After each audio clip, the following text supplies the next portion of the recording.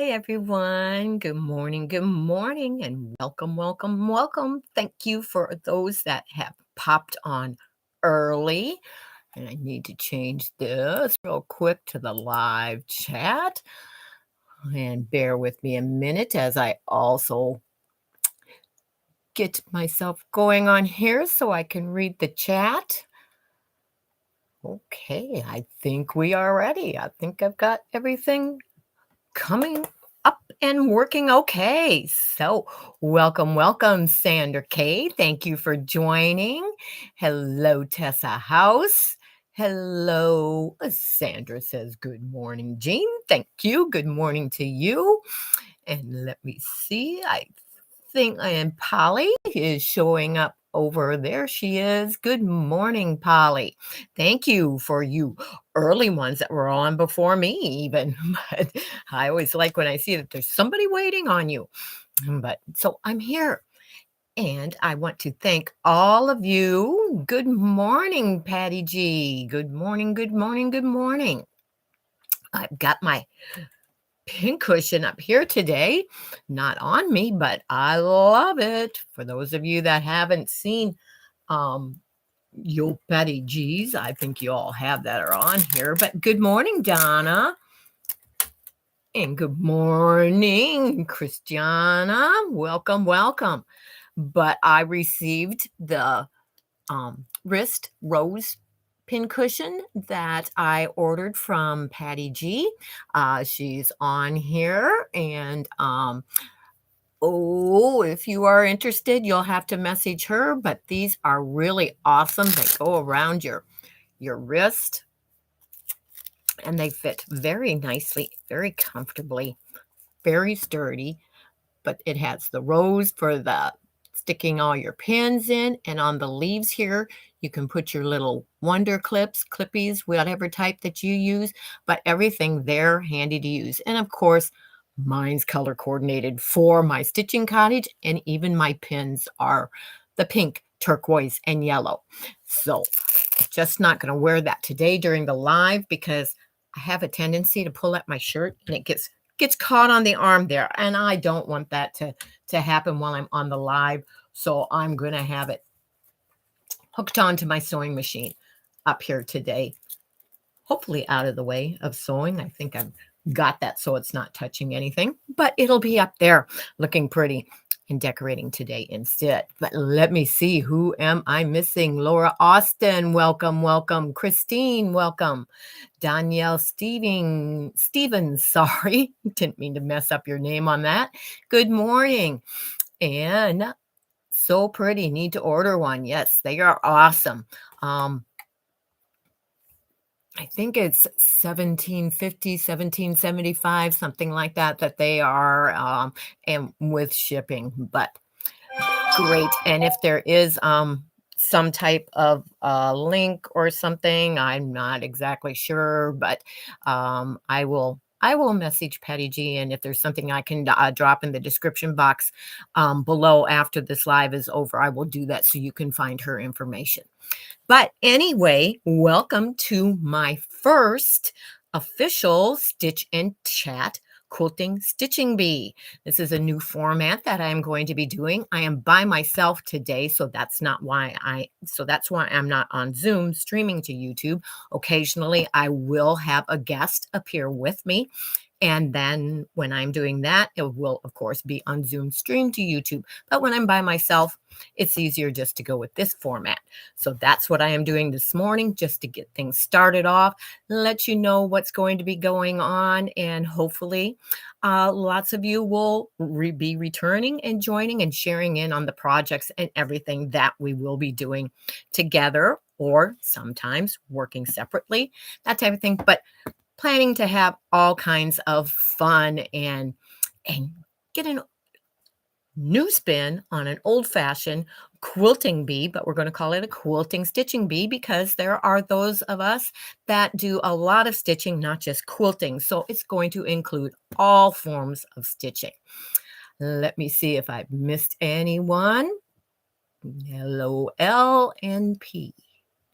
No problem, Jean. Okay, gotcha. Sometimes I have to think what those initials start with because I'm from that, generation that didn't use those, and sometimes it takes a while to figure out what they are, especially since I don't have any grandkids or anyone around me to remind this good old grandma what they are.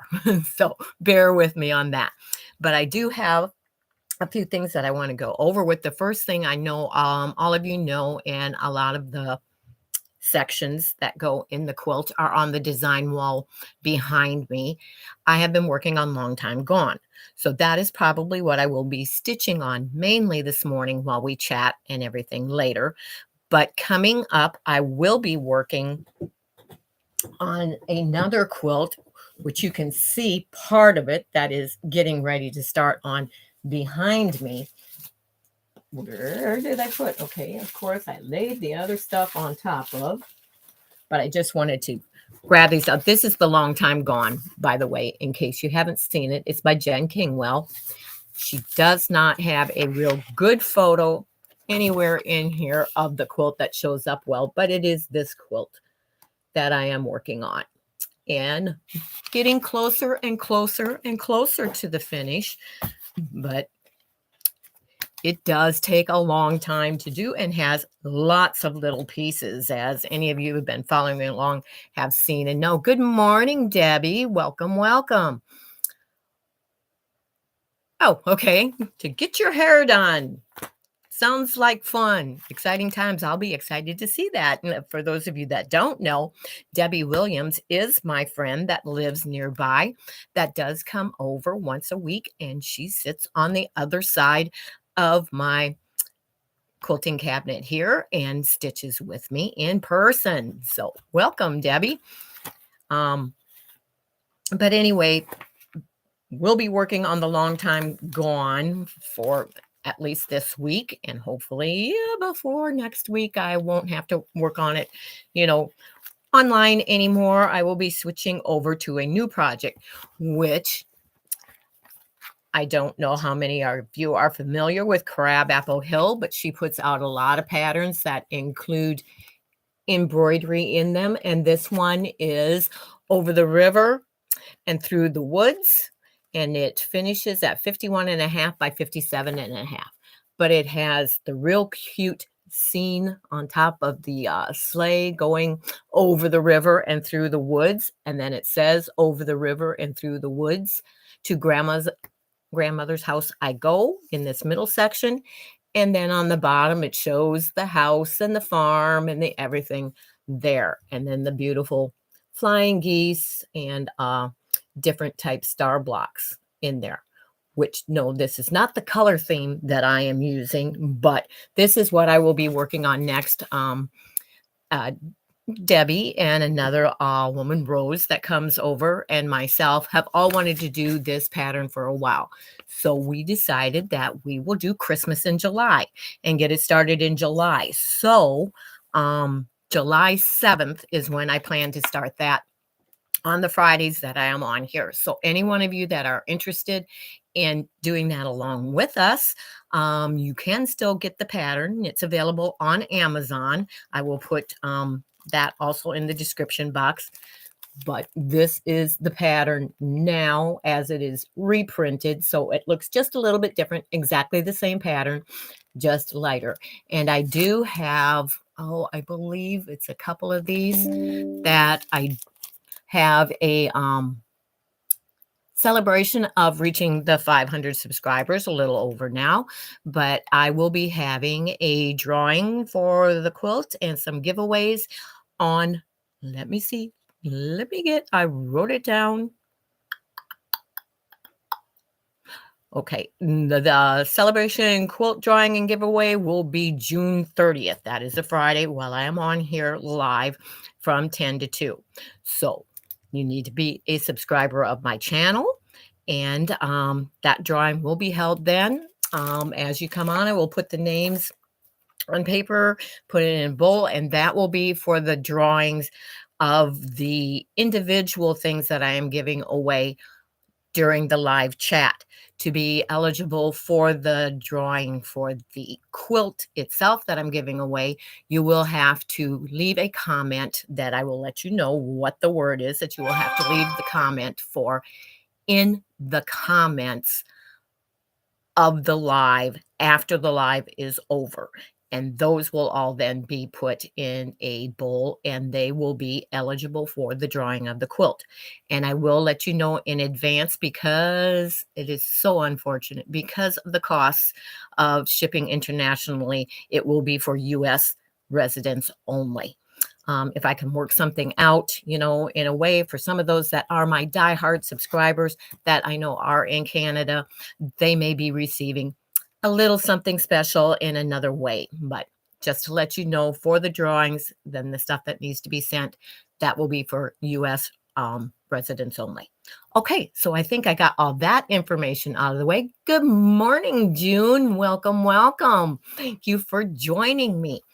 So that is out of the way. And the other things that I wanted to mention is upcoming on some of the plans. Like I said, I will have guests on with me from time to time. I plan on doing interviews of guests from time to time and doing collaborations with some of them, sewing on the same thing.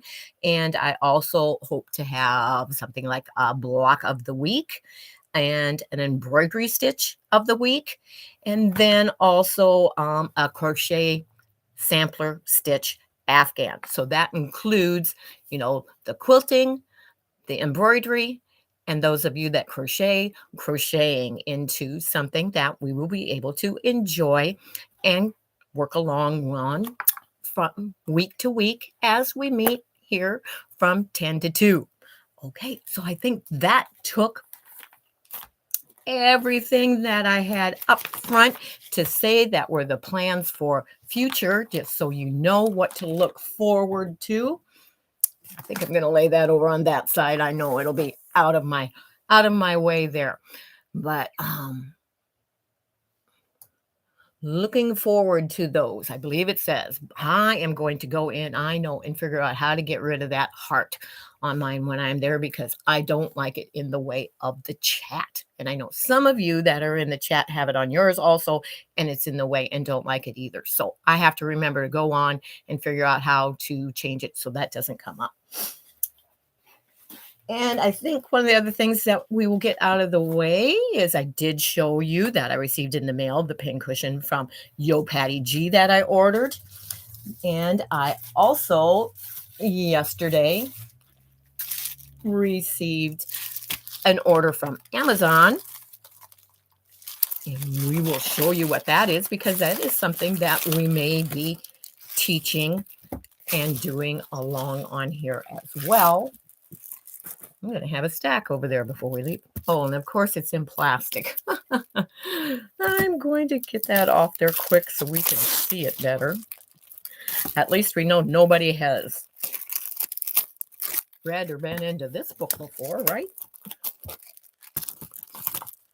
Don't like to use these scissors, but we will. Okay. And everyone is saying hello to each other, but it is the Ultimate Shashiko source book. And I know some of you are familiar with the stitching of Shashiko. Some of you may not be, but it is a form of combination of quilting and embroidery type stitching, but it's the traditional craft of Japanese country quilting is what it is. And I have been interested in Shashiko for quite some time. And wow, this book has really got a lot of information in it. It's going to be a great resource book, I can tell. But as I learn better to do this, I will also be sharing with you that are interested in also learning or perfecting your skills in the art of Shashiko.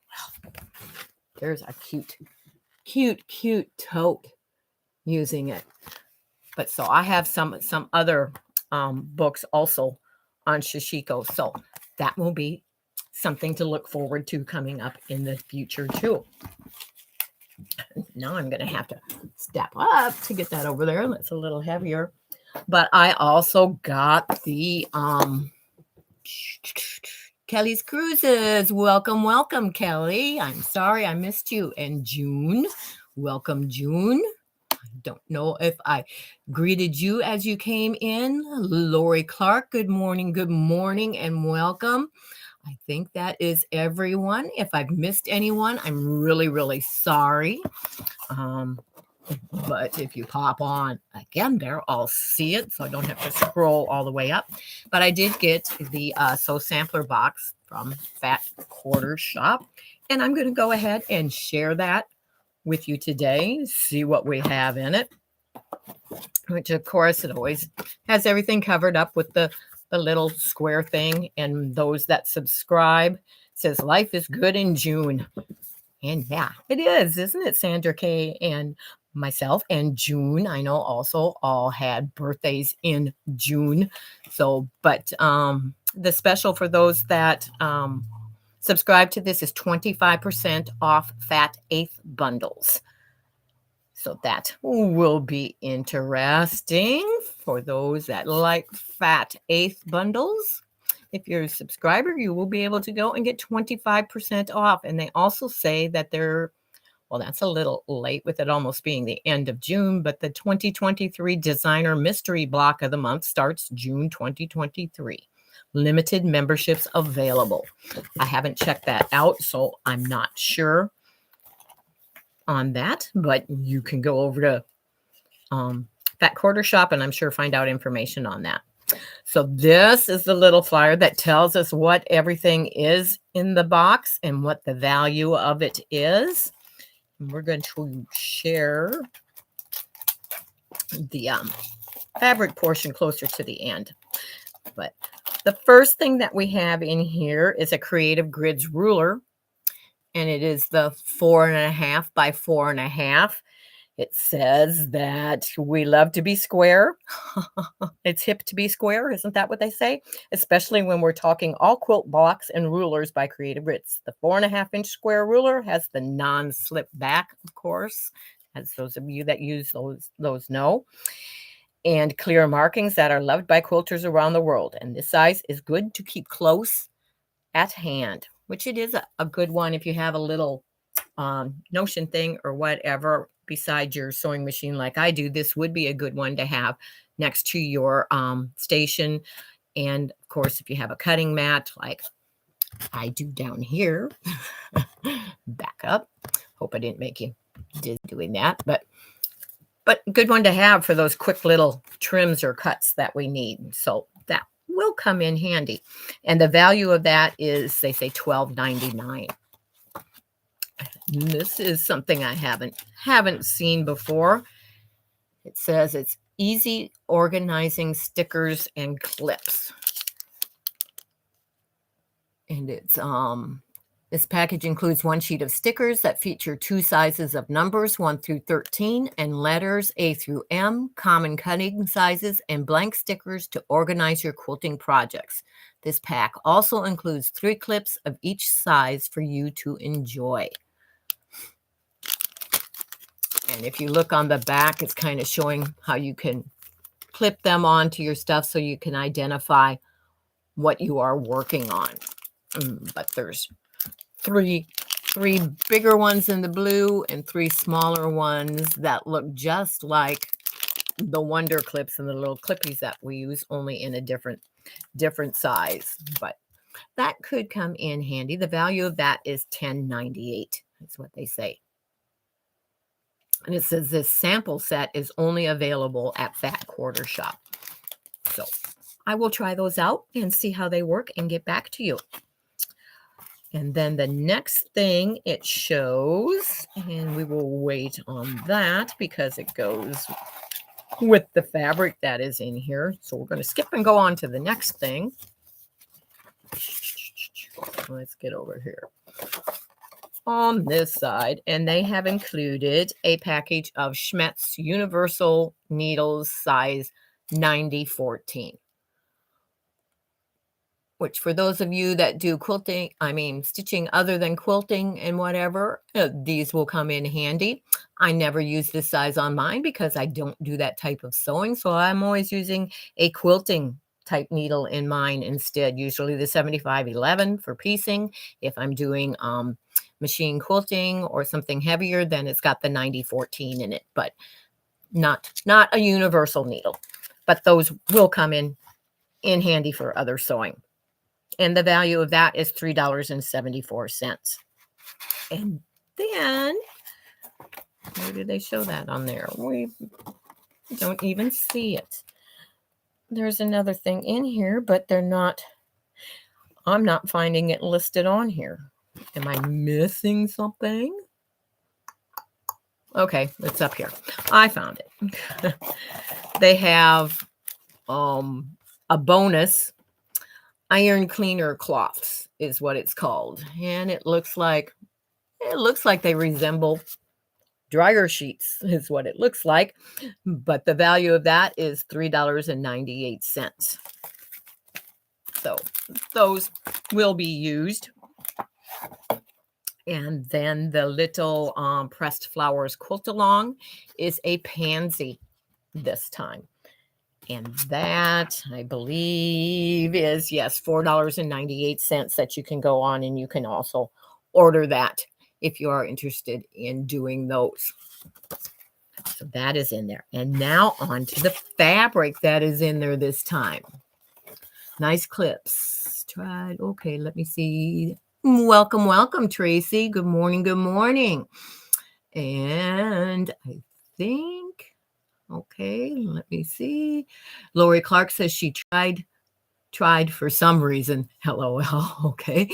Or tired. I'm sorry. She's tired for some reason. Well, we know why you're tired, Lori, but I guess you're getting a little joke in there. Nice clips. I try to use one color per row. Lazy. LOL. That's not lazy. That's actually a good tip and a good idea. Good morning, Ingrid. And good morning, Deb Somerville. Okay, so let me go on to the fabric that is in here this time. And it is a collection by Camille Roskeli for Moda Fabrics. And it is Dinah Sunnyside. And it is a fat eighth bundle. Pretty colors in there. Little on the, it's not the brights and whatever. It's more the muted, but would be great for great for summer and fall and winter, all seasons. But pretty florals in there. It's kind of navy blues, green, and some pinks, and an orangey colored one. And then this one is a deep burgundy color on the bottom. But those are pretty, and the pattern, that's a value of $20.98. There are 10 fat eighths in there, and the pattern that goes with it is Dinah, and it finishes at 53 by 53. So that's kind of a cute pattern. I'm sure I will be doing that one. So it is cute. But that is everything that's in the sampler box this time, as we get it all back in there so we don't miss any of it. Scooch it all in, put that back in there, and we will get down to some stitching as promised. Okay, running out of space to drop things. Okay, so before we go on, I also want to say that because I am by myself instead of someone else to interview this morning, I'm going to let those of you that are in chat do a little, shall we call it, stitchy interview of me. And you can ask any questions that you want and would like me to answer about myself and my quilting or my stitching or any of that type thing. Go ahead, drop it in the chat, and we will have a little interview as we go along. But I do have my pressing station set up over here. I do have some tiny little half square triangles to stitch this morning for long time gone. Have those stacked up, ready to go. So I'm going to be stitching on those as we chat along. And if you have a project or anything handy that you would like to stitch on while we're doing this, I invite you to do that and drop in the comments what it is that you are stitching on as we stitch together. And of course, I didn't think to change my foot from sewing binding on last thing yesterday, so I'm going to have to do that real quick here. Debbie says she likes your yellow rose top you have. It's not yellow roses, it's lemons. It's kind of my shirt that I wore today for, if life gives you lemons, make lemonade or make a yellow quilt, whichever you want. But yeah, it's lemons, but I'm sure it would. Oops, let me plop that out of the way. I'm sure it probably does look like roses from a distance, so no problem. Sandra says, Patty G, I've been up for a couple hours already. Oh, she was saying that she was up early. Did I miss Pamela? Hello, Pamela. Good morning. Good morning. As I get this off without dropping that down. Kelly is saying, I have not had breakfast yet, but later today I will be working on blocks for the layer chops quilt. That sounds interesting, Kelly. What is a layer chop quilt? I don't know why I'm looking over there. I know exactly where this goes. I have to pull out my drawer here. This is what all my attachments to my sewing machine are in, and this sewing machine has a built-in walking foot with interchangeable feet for the walking foot, which there are four different feet that I can put on my walking foot, which this is a 1/4 inch walking foot, and it's got the wide 7mm, I believe it is, width to them instead. This one is for in the ditch. This is the regular one that comes on, that's just all purpose. And then this is an open toe one. But those are all just for the walking foot feature on the sewing machine that I have. So we'll put that away so those don't get misplaced. And my 1/4 inch regular foot is over here that I will be using today. So we'll put that back on there. Debbie says she has to go. Be back later if possible.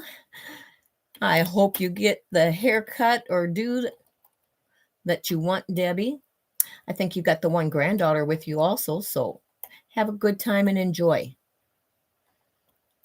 And if Ed's with you, I'm sure you'll be going out and having something good to eat afterwards.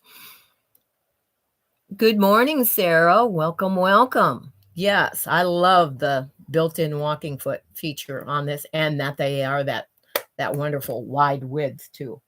Makes a world of difference in everything. Okay, set everything at the right. I wish you could hear that click so that you would know what I'm talking about when I say if you can move your needle when you hear that one click. That's the setting for using a scant 1/4 inch, which is what I always use. But I think I better get on the page of my instructions that I'm on. I have 32.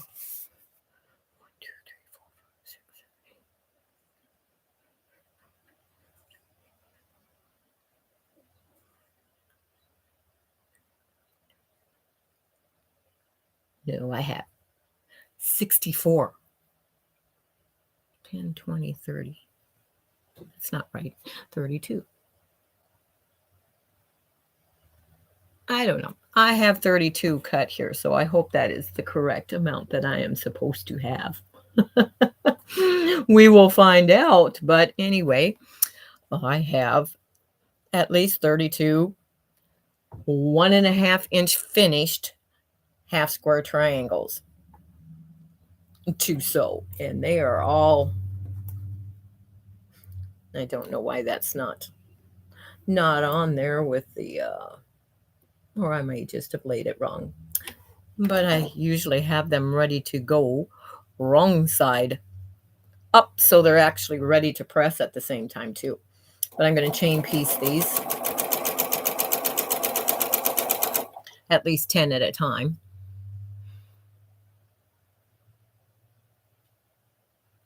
At least 10 at a time. And I don't have any cutting of the half square triangles unless I don't have enough and find out I have to make more, to show you the method that I use, because this was calling for to use 2 3/8, and I'm not messing with 2 3/8, so I use my half square triangle ruler instead, and just cut the fabric strips the width that they need to be, which would be 2 inches, instead, to make a 1.5 inch finished half square triangle. Both strips, the light and the dark, cut that color, stack them the right sides together, use your half square triangle and just alternate, and you can cut them, have them done very quickly and ready to take to your sewing machine. If you stack them with the dark color on top, you even have them ready to, after you're done chain piecing, press to the dark side. So it's a quick and easy way and nice, accurate way of making your half square triangle rulers. And because the ruler has the one little tip already squared off, and you line it up, you only have the one little dog ear at this end to trim when you are done with them all.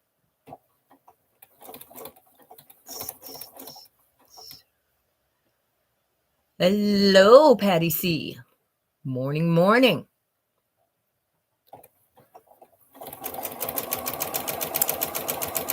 And just so you know, and I know Tracy is here this morning for any of my, ones that do moderate for me that pop in.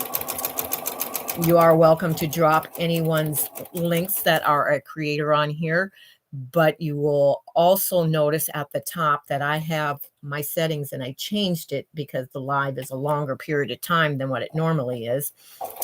And I don't want any trolls popping in. At least I try to keep them out. So I do have it set at subscribers only, and you must be subscribed for 10 minutes. Normally I have the 5 minutes, but it's 10 minutes for today's, to try and keep that under control, because I can't watch the chat quite as quickly and intense as I would if I weren't by myself doing the live.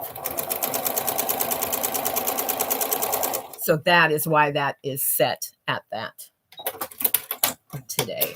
And when you come on the 30th, you will probably notice that it will be a custom setting, and it will be that you have had to be a subscriber for a much longer period of time than that. And that is just, so the giveaway is for those of you that have been following me and have been subscribers through the journey of reaching the 500, and not ones that may just jump on that day.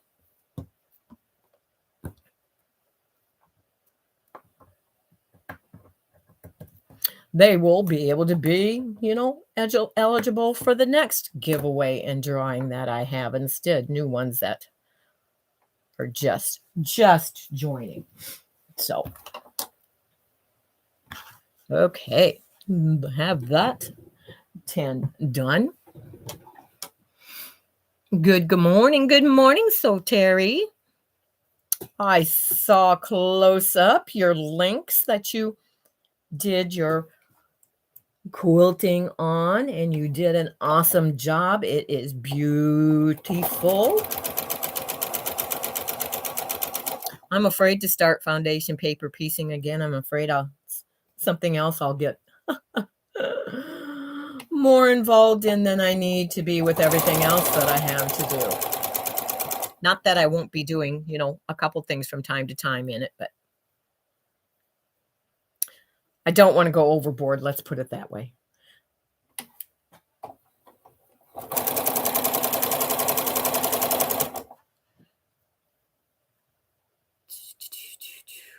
Oh, I don't. Be back going to get more coffee. Yeah, I better drink mine while it's still hot. Which I have white chocolate raspberry creamer in it this morning. I had to think.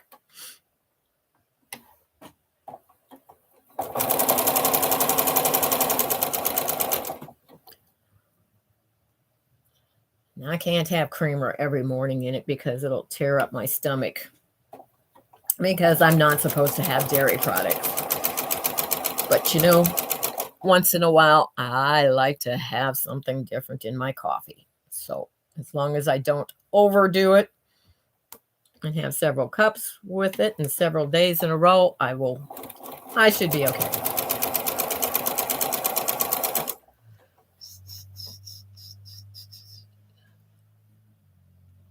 I know, get hooked on yet one more thing. I agree. Yes. It's like, I don't have room for one more thing is the major problem. I need to get some of the things done, have a little bit more room, and then I can start on more newer things and everything else. And I'm trying to see, Lori Clark says, I think I'll try FPP once I get to my other paper crafts done. Okay, that sounds like a winner and a good idea. So Terry's asking Sandra K, good morning. Did you sleep after that marathon yesterday? I have to admit, I was tired this morning. It was like, whoa. But I didn't get any more sleep than normal. And Donna says, I just love those blocks. I'm working on the Fat Quarter Shop Haunted Halloween Quilt Along. Okay. I have a pumpkin. It's not a Halloween one, but it's a fall one that is of pumpkins from several years back. That is a block of the month that I need to get out and start working on for fall. But that reminds me. Thank you for the reminder, Donna. Sandra says she did sleep her usual 4 hours at least. Well, you got about 2 more than me, you lucky little gal. You're always trying to outdo me, aren't you, Sandra? One way or another. I got your number. And Terry says, right, I just got up, but not a good night's sleep at all. Okay, I'm sorry, Terry. I know so well how that is. If I get 2 hours, it's a win, win, win. I think I maybe got, if I got an hour last night, I'm lucky.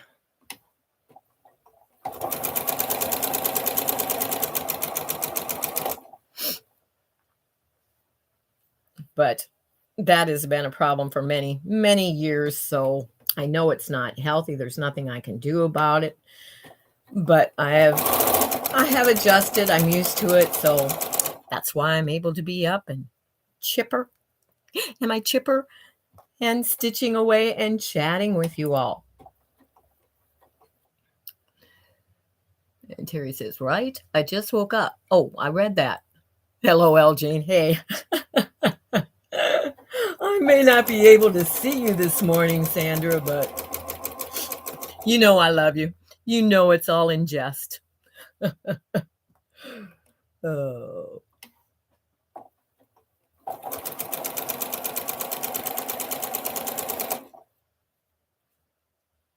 I will be glad when I at least have all the sections to this done so I can get them lined up. And there's a whole lot of filler pieces to do, also filler sections.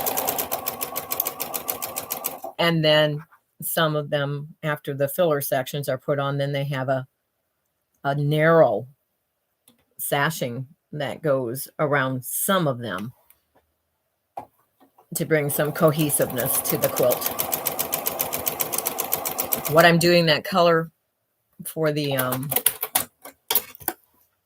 going to get this one out and use it instead of my scissors. Oops, come off there. Lid. Somebody stronger than they think and put that on a little tight. I'm going to put, okay. I have to look at that later, Patty. It popped up so quick and went away so quick I couldn't read it, but I think she was giving me the information that I can share with you on ordering the roses from her, the rose pin cushions. But clipping these apart that I just did. I think that was more than 10. I must have grabbed a couple stacks there instead. Those are done into the pressing station. Slide that out of my way, and I've got 10 left to go. I realize when I try and plan, I will get better in judging how long it takes me to do stuff and have, planned accordingly for not running out of things to do. Well, I am doing this quilting stitching bee with you all in the Stitch and Chat because, well, I do have a block over there to assemble and then this one to assemble and stitch, but I realize I get some things done a lot quicker than what I thought I did, and it's like, okay, that went fast. Now what do I do? Checking the bobbin, don't want to run out of that. I forget who was on yesterday that sewed a bunch of stuff and was unhappy because found out they'd run out of bobbin.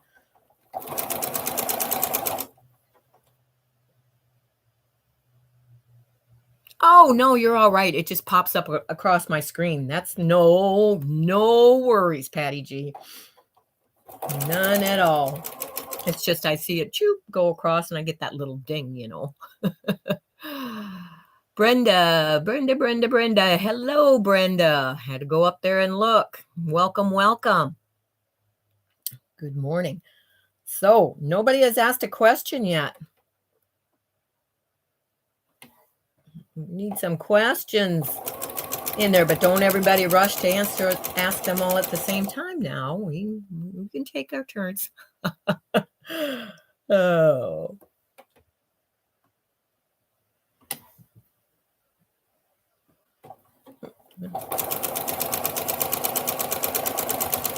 I lose my pedal under there every once in a while because I can't feel that foot. So when you see me looking there, it's because, okay, I've moved my foot and now I have to look down to find the pedal instead of feeling for it. But okay, she's back with her coffee. She's lurking while I base some hexagons. Okay, Sarah. Enjoy your hexagons.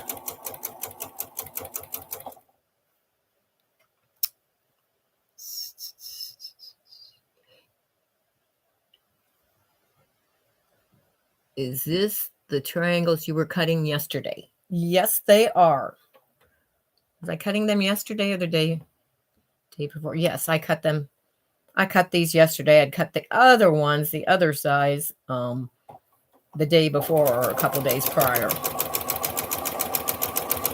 And I did angle down and show a little bit when I was cutting on the other ones, not these specific ones, but.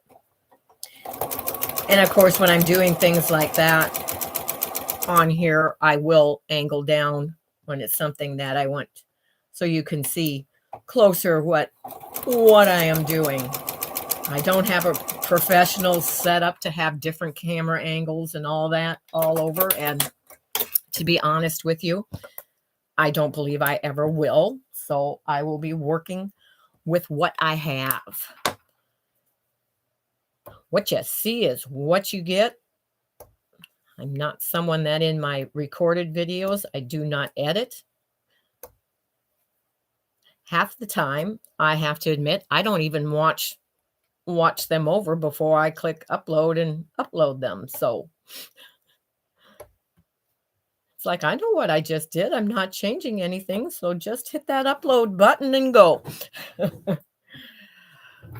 But okay, those are all stitched and ready to press. I'm going to save that because I'll probably have to get the bigger one though to try and lay out the block. But it would be nice if that would reach over here, but it's not going to. So I'm going to have to turn a little bit and keep turning back and forth, so I'll Terry says she enjoys making them. Her landscaping was I enjoyed your landscaping. Okay. Wait a minute, we gotta go up farther. What did I miss?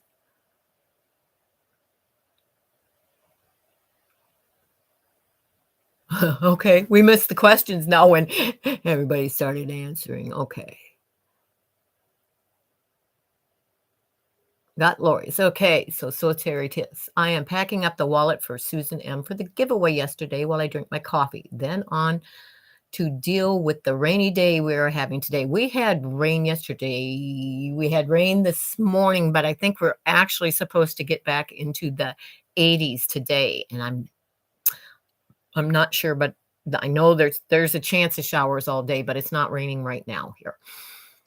And Polly says, "What machine do you have?" I have the Janome 6600P. The P stands for professional, and it is one of the ones that stitches at the 1500 stitches and has, like I said, the built-in walking foot with the different feet that I showed. Lots of features. It also has a whole bunch of, stitches that embroidery type stitches. It's got 3 different alphabets and stuff like that. Has the memory for putting them in. I don't use that part. I've made a label one time to check it out and try it out and use it, but because I'm mainly a quilter, I don't use the fancy stitches on the machine, but I like it because it has the higher and wider throat space in it for machine quilting, and because of the features of the built-in walking foot and that thing. And it is a workhorse. And I also love the speed of it. It gets zoom, and I have it set at the fastest speed it'll go, and I put the pedal all the way down when I quilt, and unless it's intricate little stuff that you're having to do. But yep, I go full speed ahead. And then the next one was, who taught you to sew? I actually, except for the little bit that you get in home ec, and then my mother was also sewed, my grandmother, a little bit from my mom on, clothing construction, that type of thing, sewing clothes. But then on quilting, I actually started out being self-taught. And then I did take a few classes along the way, quite a few classes actually, at different shops, and also in the guild that I belonged to when they had, the well-known designers and stuff come in. I have taken some of their classes, and I also teach. So a combination, but started out being self-taught. Thank you for that question.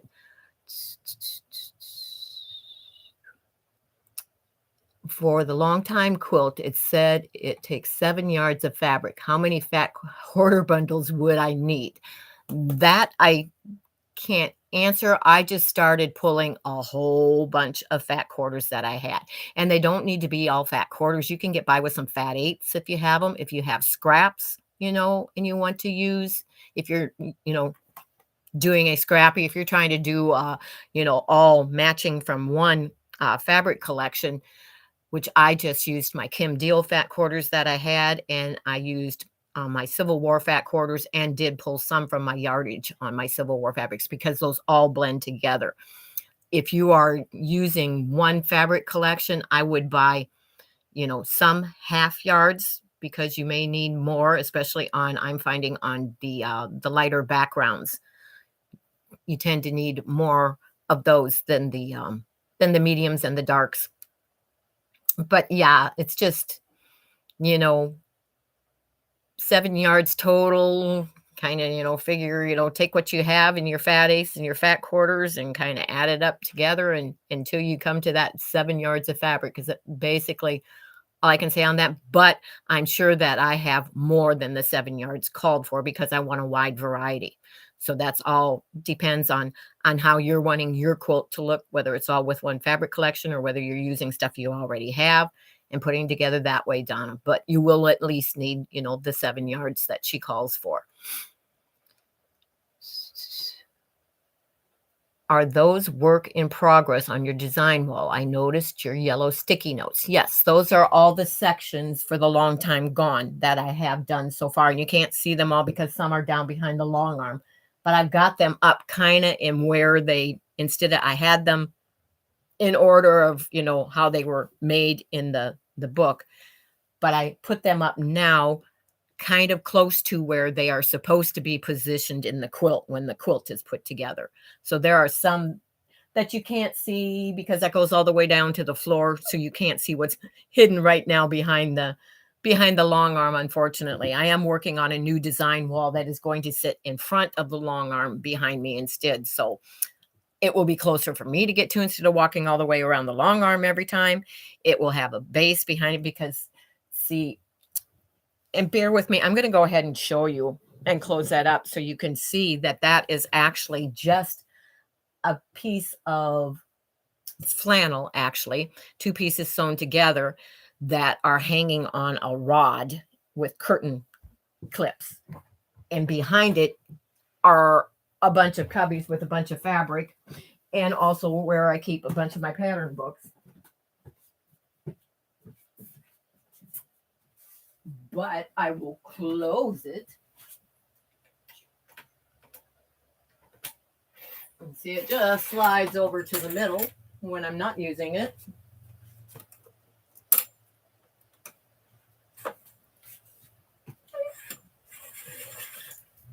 And this is all fabric, if you can see me and still hear me, I hope. And all fabric here all the way to the floor. It's all ones that I have all the fabric for, and the pattern are what is all in these kits. And then these are all my books. I don't know. Yep, you can see that's the pantographs for the long arm. More books up there. This is crochet thread in here. More books up there. That's labels. And if you can see, I'm trying to tell, over here is all hand quilting stencils. There's some machine quilting thread. My roll of batting there. But that's what's behind here. And see, that is pinned on there. That's why they're staying on there like that right now. But I'm going to leave that like that. But that is what is hidden behind the design wall there. And because it doesn't have a solid background there, I have to pin the blocks to it instead of just being able to stick them on because it's flimsy, so it won't hold them in place. So I am going to be getting one that is made out of the insulation boards and will be like a screen that you can fold up when you're not using it out of the way. And when you are, just pull it out. And that way I will be able to have bigger, more room than what that one is. And the blocks will actually stay on it without having to pin them to it.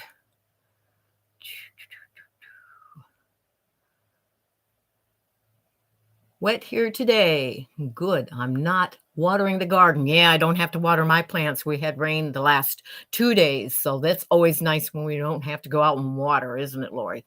And those others of you that have gardens and flower gardens. That wallet is so pretty. Yes, it was. I love that wallet, Terry. And Brenda says, I enjoyed your landscaping, was really searching for extra footage. LOL. Oh, were you looking for some shirtless men? I didn't yeah. I didn't put those pictures in since, I got a couple, but they weren't really good pictures either. And it's like, no, if they put, pictures also, and I did pull some of his on a different thing and showed. And if they want to put on pictures where they share pictures of them working without their shirts on, I'll let them do that. I'm not going to do that. But that was cute. I like that. And Terry says she enjoys making the wallets. Danielle Stevens says, hi, so Terry. Hello, Danielle. Reader's Roost. Hello. Welcome, Rita. I'm glad that you could join us. You were up late last night, too. So, and congratulations on your rose and receiving that in the drawing. You are going to love it. Good morning, Rita. Good idea for the design wall. Mine is a flannel sheet too, but hubby stapled it to the wall. If we ever move, out comes the spackle and paint. Yeah. In when I was still in the house and the garage that was part of the house at that time, I I didn't have mine stapled to the wall. I used the upholstery tacks and had it tacked to the wall that way. So it wasn't quite as bad. And since it was a garage wall, that is now our garage, we made it back into a garage. And yeah, we're not moving. So I won't have a problem with that. But it did work better being on a wall with the backing because then you could just stick for the main part. Yeah, once in a while you might have one that kind of likes to droop down and you might have to stick a little pin in or whatever. But yeah, this one nothing stays to it without pinning. So yeah, I will be happy when I can get the stuff and make the new one. Go on down. I am being the green bean queen again today. Y'all sew for me. We will do some sewing for you, Rita. And it's not like too bad you can't do all our green beans for us. But I wish I'm going to miss having my garden. I'm doing some things in the patio, on the patio with great big pots so I can still have tomatoes and cucumbers and that type of thing. But I will miss being able to have my garden. I did away with that this year. It's now the landscapers put that in grass seed, leveled it all out and everything. So can't do that anymore. June says, yes, I watched your landscaping. Very nice. Yes, it is. It is awesome. Gotta go get ready for post-op checkup. Okay, Lori. Fingers crossed I'll be able to sit up when I get home. Oh, I hope so. You take care, Lori. And if we see you later, we will. Good luck. Bye-bye. Thanks for popping in.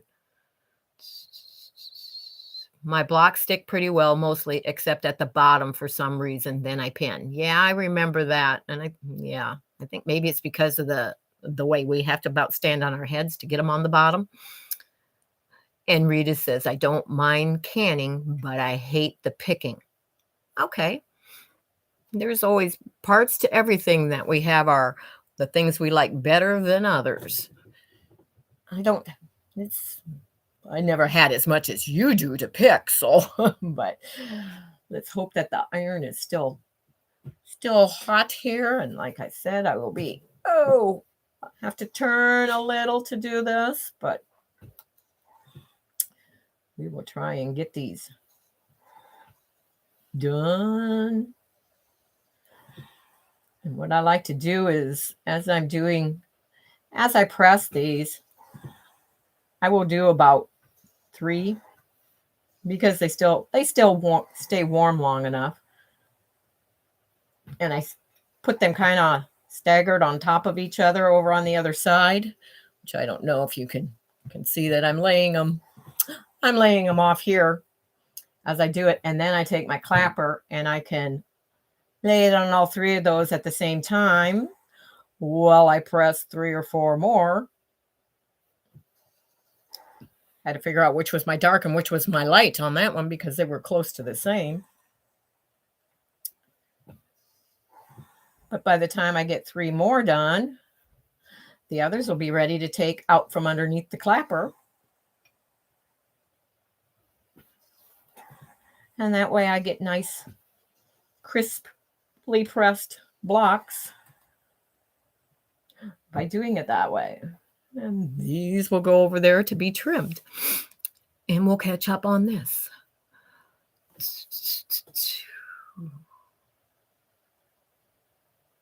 Okay. Got that. Best of wishes. Take it easy. Good luck, Lori.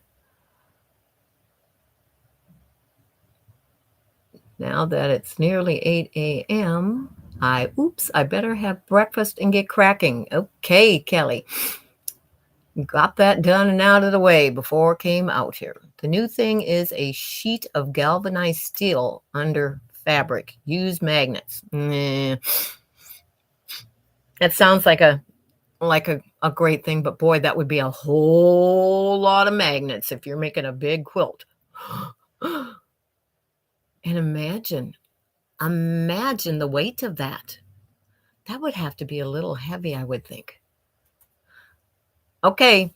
See you later, Kelly. Thanks for popping on. And I am caught up. Take them under there.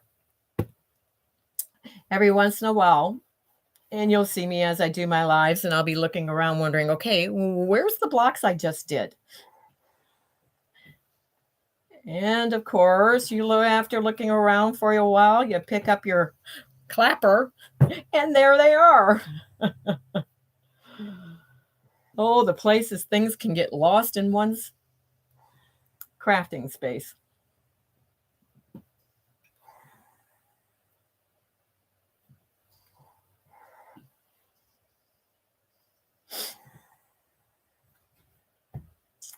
And I don't normally have my wool pressing mat over here. I don't use it for pressing other things. I use it mainly for when I am doing wool applique projects, and applique projects is when I use it. But I brought it over because I had to have a space for the stuff that I wasn't pressing and have my iron on so that it would be ready when I was ready to go here. So that's why I have it setting over here, so I wasn't going to burn the other stuff with my iron having to set out of the way.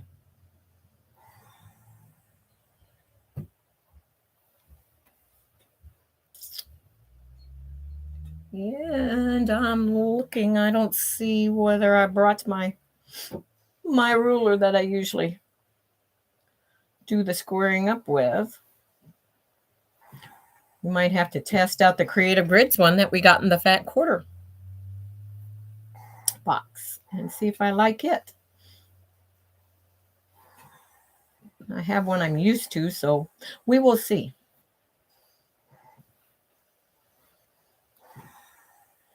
We shall see.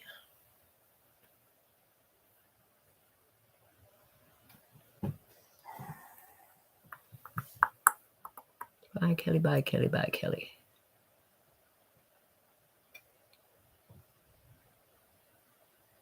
Okay, and Brenda says, absolutely check. There's that heart is in the way again. Let me see what it says. Absolutely done that under the clapper. Yep. And you could lose a lot under my bigger square one. The next one that I want to get is, and it's not really a clapper. It can be used as a combination. But the one for when you press your seams open. I almost got that when I was in Amish country, but I was trying to control myself, so I didn't. Now I wish I had. But it'll give me a reason to take a quick trip to Amish country again and look for one again when I'm there. I know I could order one in the meantime, but I like to support local quilt shops when I can. We need to keep them in business, so we have someplace to go. Those of us that like to look and feel and pet our fabric before we purchase it, if we don't continue to support the local quilt shops that are still out there, we won't have any. And that will be a shame.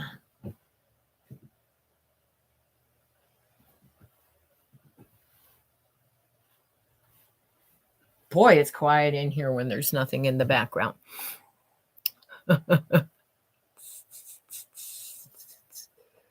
And I'm caught up.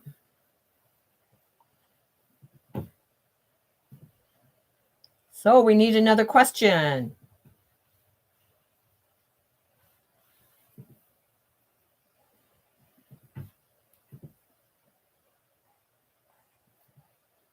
These do press up quickly.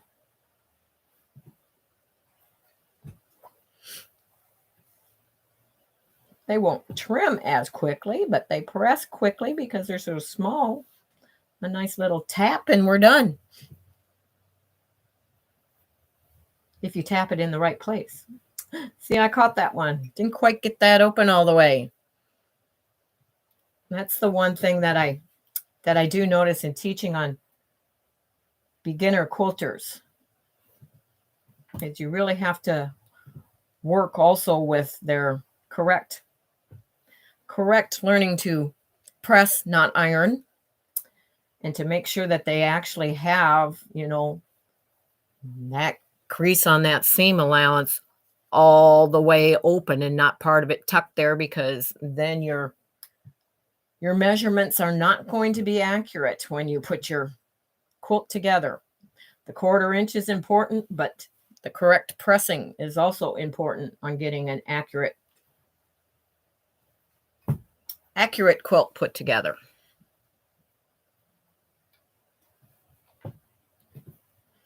I must be running out of water.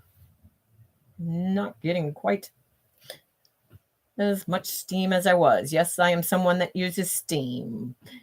Everyone has their preferences on steam or a dry iron. I prefer steam. I like to get a facial as I work.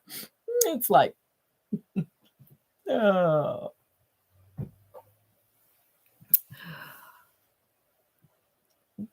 Good morning, Carol. Welcome, welcome. How did you quilt your flag so along? I haven't quilted it yet because I have to get this quilt off the long arm first. And I could custom quilt it on there, but I'm not going to. I have several pantographs that I use for veterans quilts when I'm quilting them for charity, and I have quilted them for the guild. So I will probably be using one of those to quilt it. And I will take a photo of it and post it in the Facebook group. I shouldn't turn when I'm trying to talk to you because I can't tell whether you can hear me or not.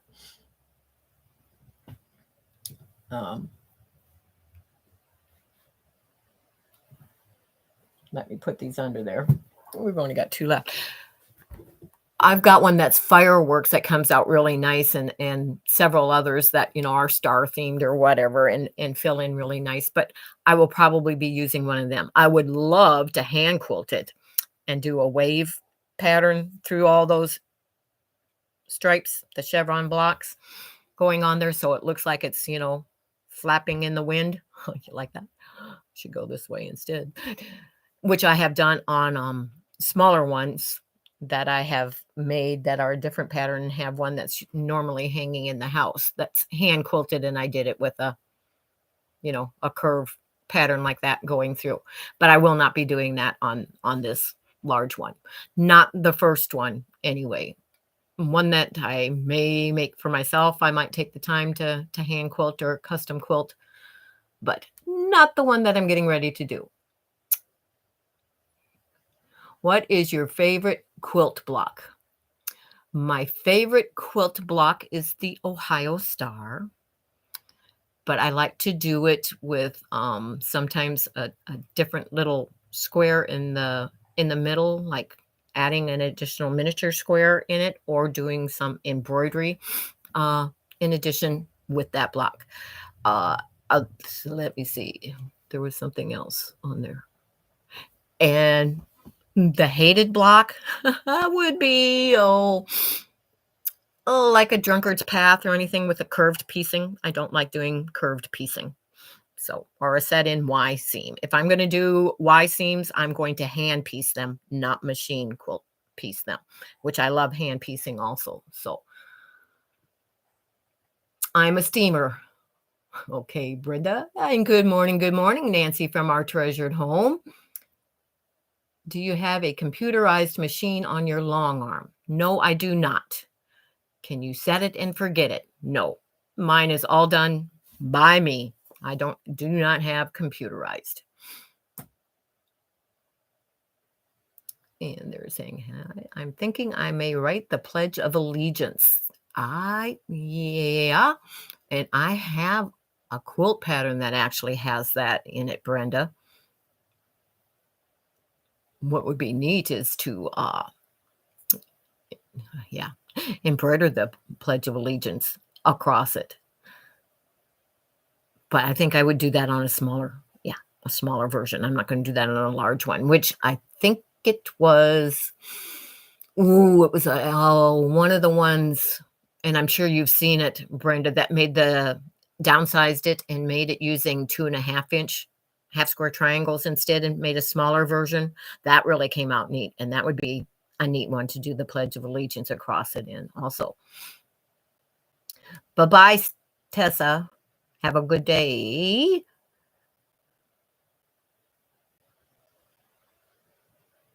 Guess she is leaving. Okay.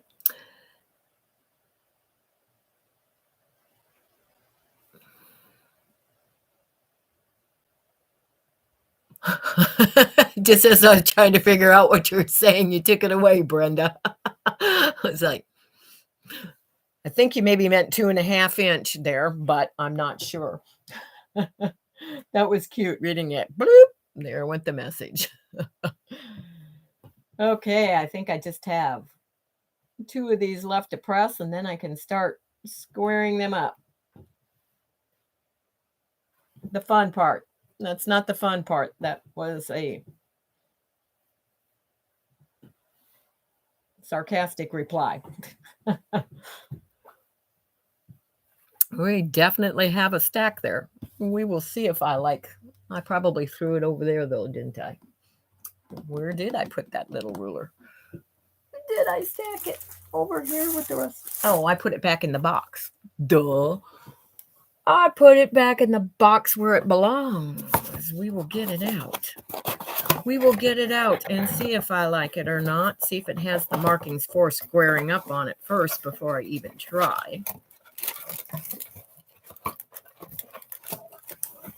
It does have a diagonal, so we will see.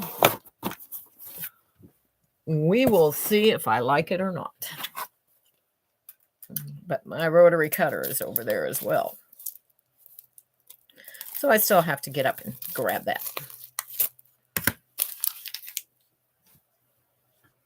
Don't forget those 2 sitting under the clapper. It's a great idea. Yes, downsized flag was cute. Yes, I think it was either Stair or Polly. I think that did that.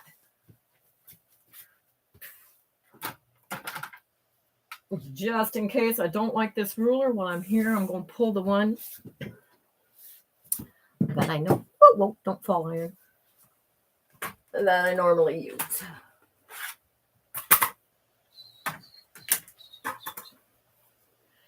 Okay. I'm back.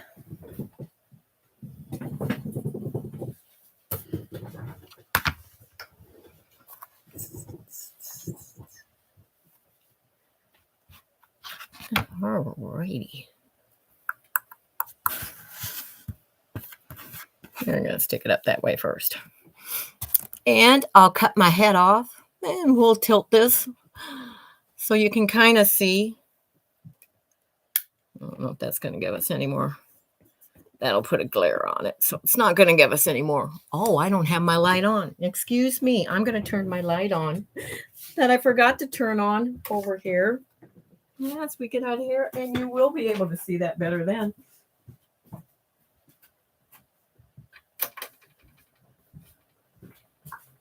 Hopefully that made it a little better, not quite as dark until I get up here, and then I'm probably the one giving the shadow instead. But these are supposed to be 1.5. No, they're supposed to be they're supposed to be 2 inches at this point, not 1.5. They will finish. And there is just barely a sliver to trim off there. But you go up that side and across that one. That took that little dog ear, flip that one down to the bottom, put it back on there, exactly on the 2 sides this time.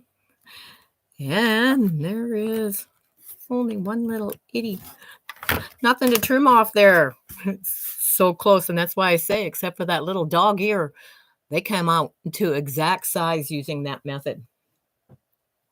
But I will sit here and trim all these as we continue on. When you're doing the first one, you're just making sure that you have within your 2 inches that you have fabric showing in all of that, so that when you trim your 2 sides, you still have enough on the other that you're not making your block smaller than it should be. But that little dog ear, that little strip, and that little bit is all that came off there. But believe it or not, if you do not square those up and trim that little bit off, when you put all these tiny half square triangles together there's at least 32 of them in this block, that little bit can make it come off. When you multiply that on every single one of those blocks, it will make a definite difference in your block or your quilt not coming out the correct size.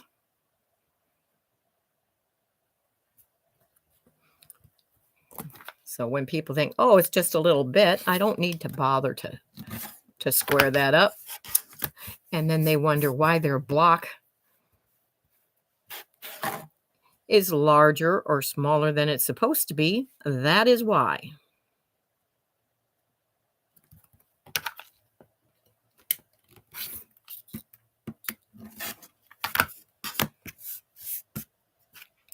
They're such cute little blocks.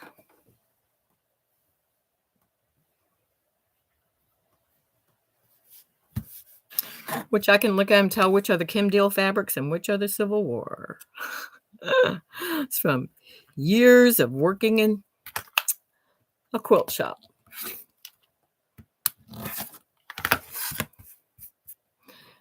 Well, I did not cut hard enough there. There we go.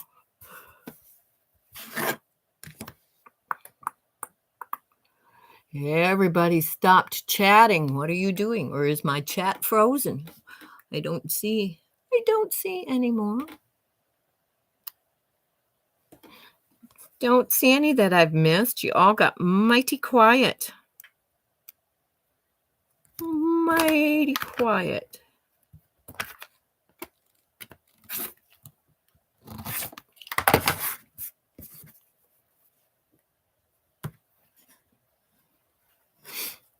Brenda Foley is at work.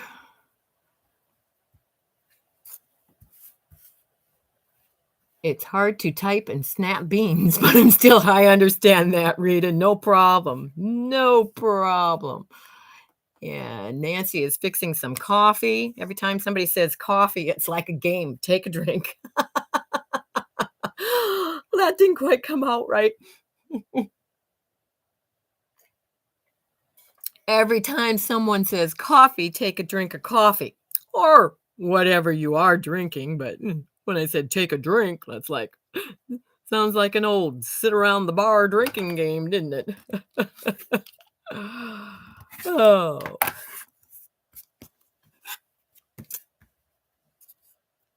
I think, let me know if you're able to see pretty well. I know you can't see exactly, but pretty well what I am doing to square these up down here.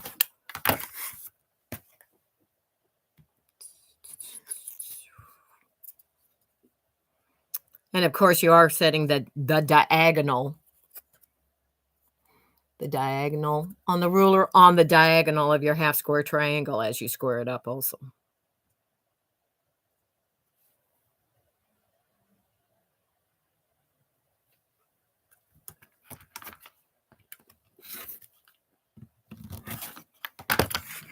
And keeping your fingers away from the edge of the ruler. We don't want any accidents. And I would highly suggest that if you are someone that has a problem with that or are accident prone, buy yourself a pair of the klutz gloves is what they are called. They have like a chain mesh system I think they are put out by Fons and Porter, but they will protect you from cutting your fingers if you have them over the edge of that ruler. I don't think that went through that.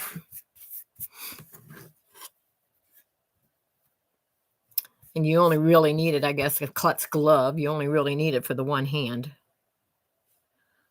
You wouldn't have to be wearing two of them.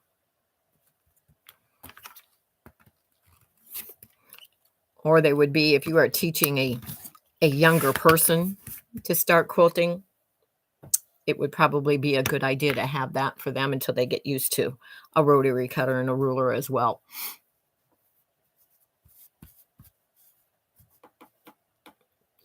Rita says, I'm going to be opening gates for hubby, so I may have to suddenly leave, but I will come back. No problem, Rita. Enjoy. It's too bad you can't show us at the same time. But good morning, Kathy. Just woke up. Well, it's still early for you over there, and you were busy for 12 hours straight yesterday. I myself was more, I mean, I didn't get any more sleep than I normally do, but I could feel that I was tired this morning when I got up, but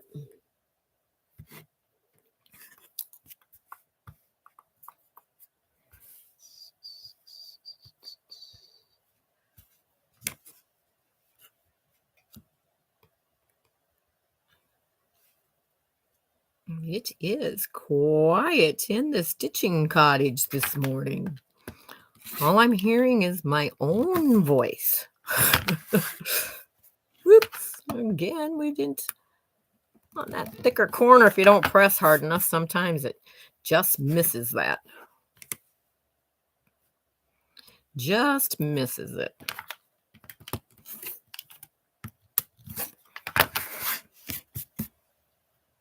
We'll see if I can get these all done here quick, and I've got the other blocks set up to already start piecing it.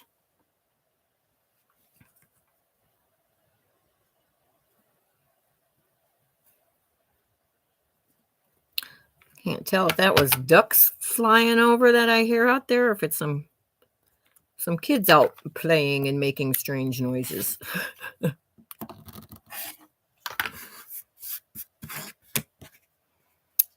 So I would say that this little ruler that came in there this morning is working out rather well for this.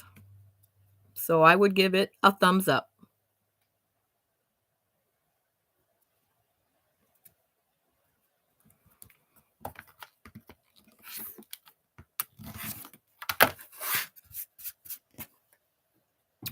It's a thumbs up from me. This is the one that got the funny little pressing on it that needs just a little bit more. Not laying as flat as I would like it.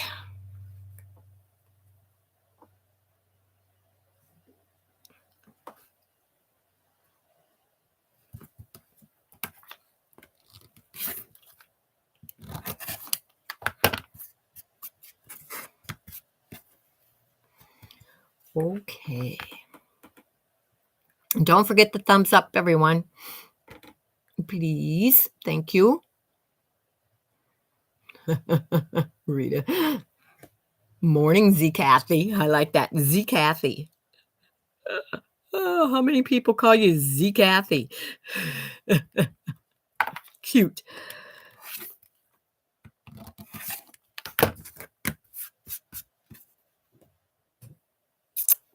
So I'm going to knock on wood for what I said about the making sure you have your fingers and everything out of the way. I wouldn't want to end up after I said that and went through that spiel to end up cutting myself. That would not be good, and especially not during a live.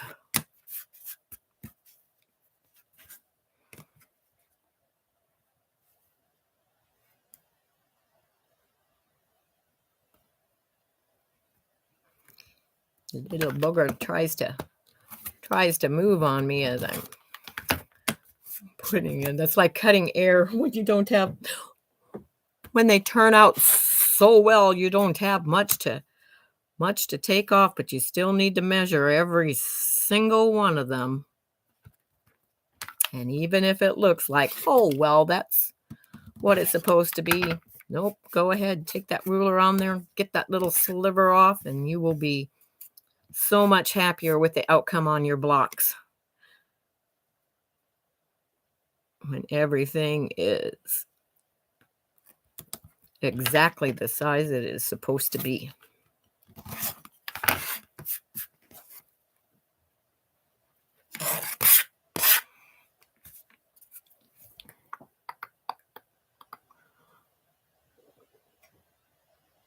Okay, I missed a Nancy.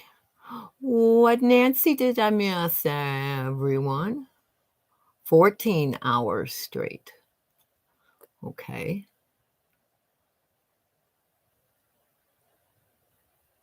Or is it?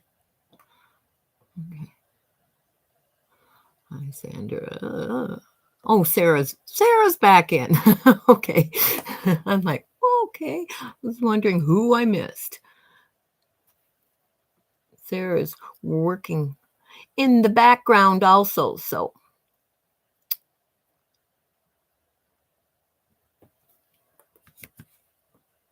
How did we end up going on 14 hours?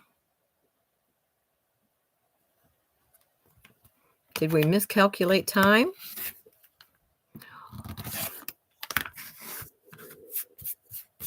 Whoops. Don't brush your block right away. We want to keep that. Come here, line up. My hand wasn't going where I wanted it to go.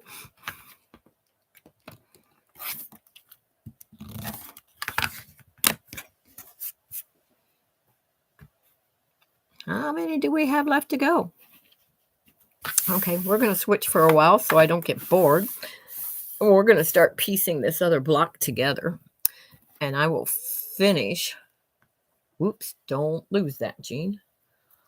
I will finish screwing the rest of those up later. Don't need that one. But I am going to have to get, oh, no, because I'm not doing that right now. Okay, we're going to reach over here and grab the other block that I have ready to piece. I'm going to put you back up here where you can see now the sewing machine because I'll be piecing instead. And I better add water to my iron real quick because I almost grabbed it from the bottom. That would not have been good. Would have been a nice quick burn.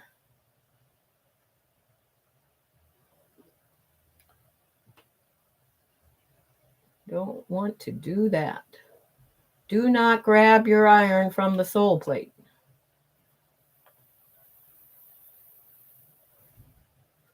Okay.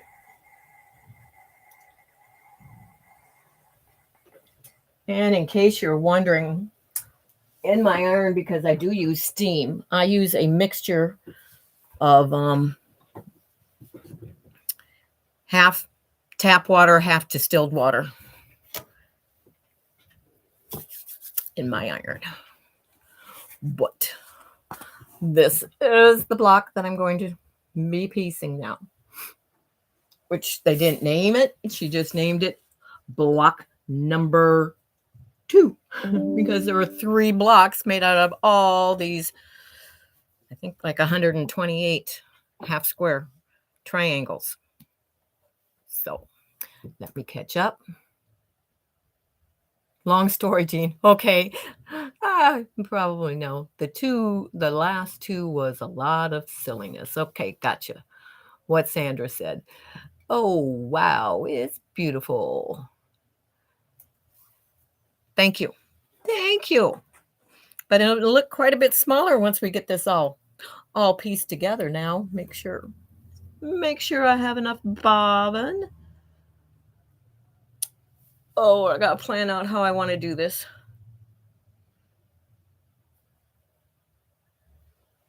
I'm going to go straight across, row to row. When I get down to that square in the middle, I'll have to do the 2 rows on the side of it. That's how I'm going to do it. So I'm not going to chain piece. Not going to chain piece.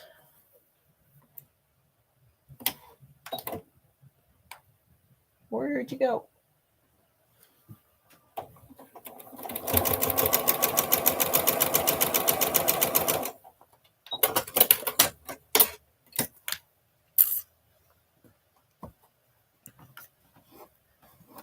And I'm going to finger press as I go. When I get done with the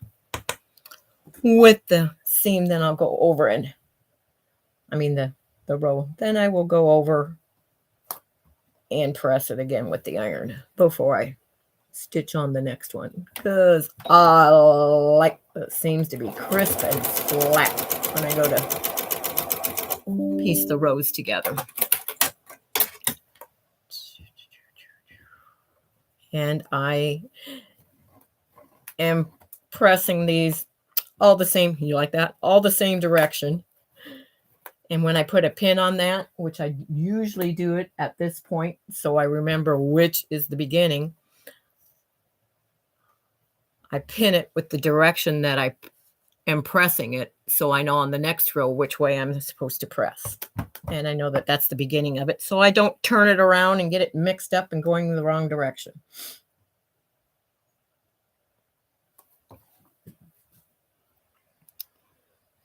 Did the last of yesterday's live get cut off? It stops right when we were waiting for Juanita to respond to her.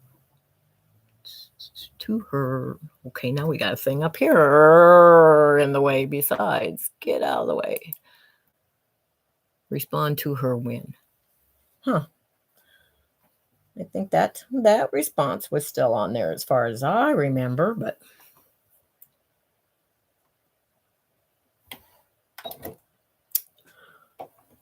I know they were waiting to get her. Why are you stuck there? Houston, we have a problem. Let's try that again. It didn't want to go past there. That's when we take a little piece and put in there. Sew on it first so it helps pull the other part through.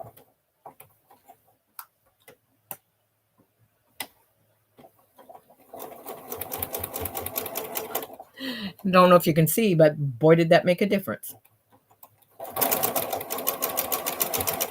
That's when if you do crumb blocks, you should be doing leaders and enders and adding a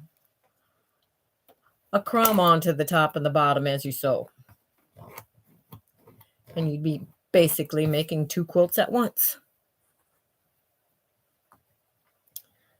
But I'm not going to try and do that this morning. I will do that in another time when I'm on live with you all. But just in case, we're going to put that under there again. Patty C says, talk later. Got to make phone calls. Have a great day, everyone, and happy Friday. Thank you, Patty C. You also. Take care. Thanks for joining.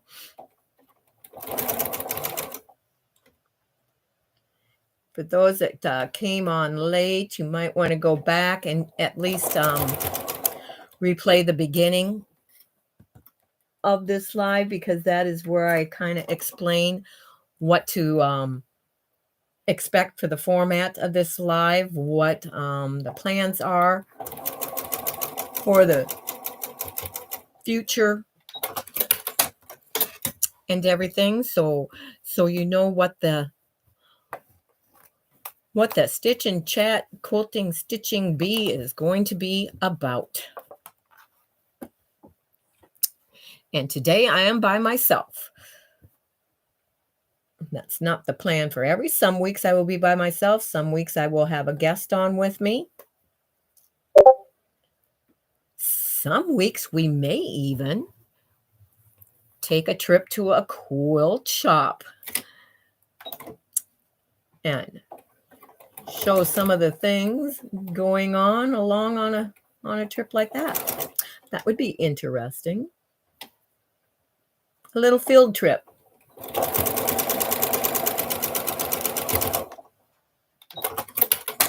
Which definitely, if I go to Amish country again, I will be sure. Except that Friday's not a good day, as far as a lot of tourists there to plan a trip to Amish country. But it could be done just for all you wonderful gals and quilters that join me. I would make that sacrifice for you.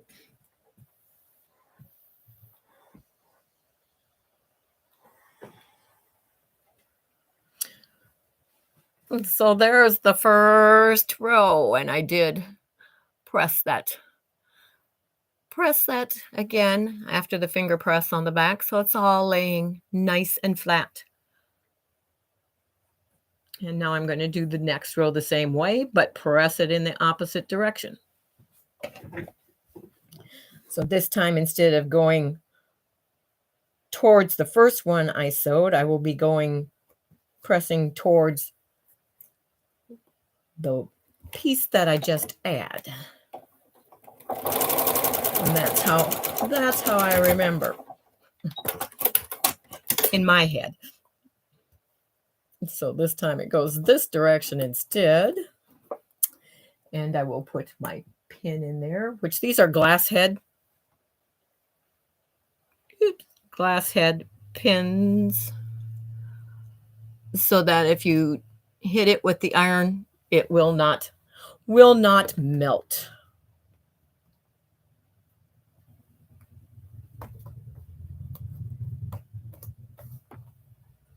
Oops. Hello, Gisela. Welcome. The live stream stops at 11:54:57. No 14 plus. Oh, well, the other one's probably. I have to go check it out. Gisela says, hello, everyone. Maybe YouTube does not allow it to go any further. I don't know, Patty. I'm going to go. I need a nap. Bye, everyone. Bye-bye, Pamela. Thank you for joining. Christy says, pretty. Thank you. Love the fabrics. Thank you, Christine. Yes, I hope we all have a great weekend, too. Thank you, Pamela, and you also. Hello, Charlotte Vila. Good morning. Welcome. And Gisela says, I have a message. Go up. Go up to what? Hello, Gisela.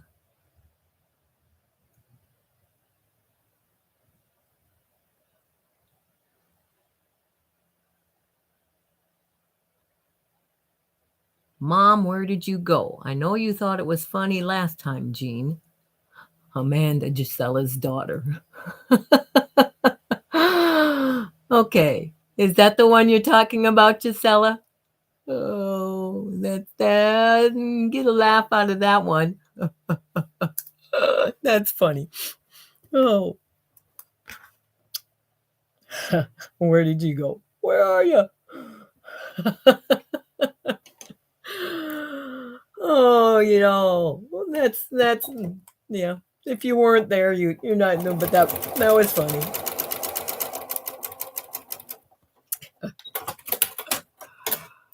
Oh, the things we remember. That is where they cut it off. Hey, Kathy. Hello, Charlotte. Hi, Gisela. I wonder if it's because in some timelines it goes into another. That doesn't make any sense, but that it goes from one day into another day. Whether that had something to do with the time.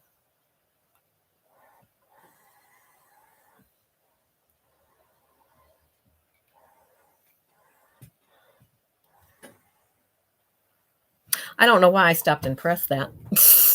Press it all at once because I forgot what I was doing. You know, it's those squirrels when we get distracted.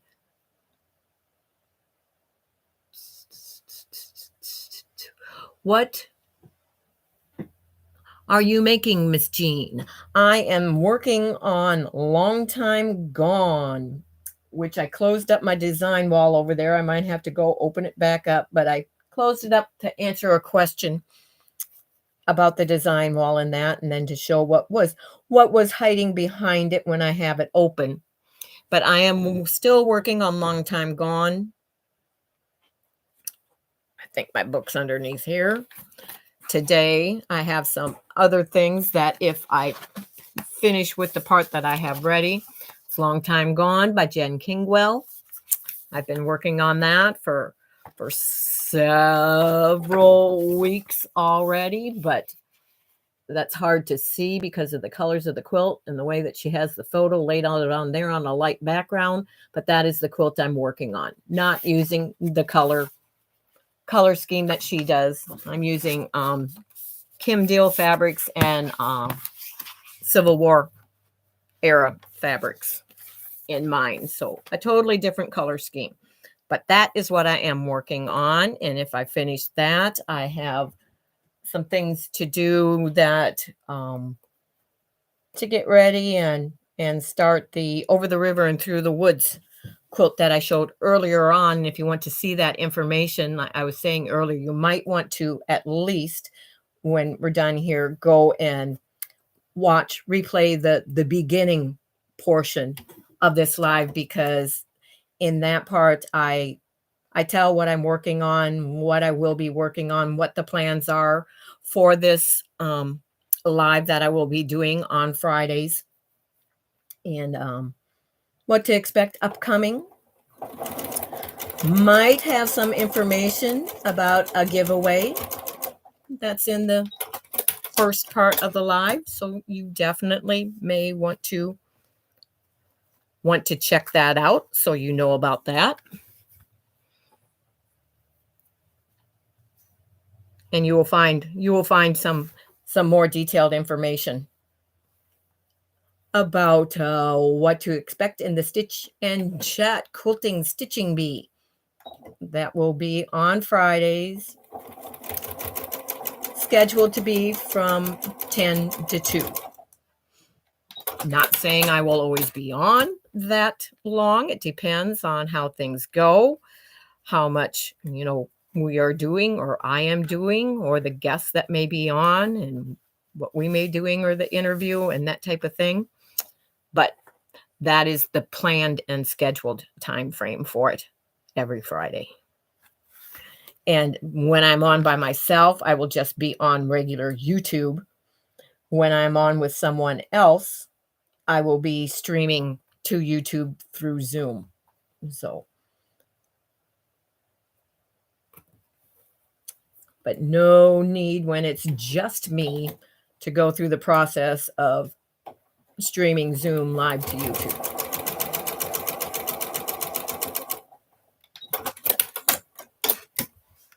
And that's that row. So I'm going to go over and give it a better press.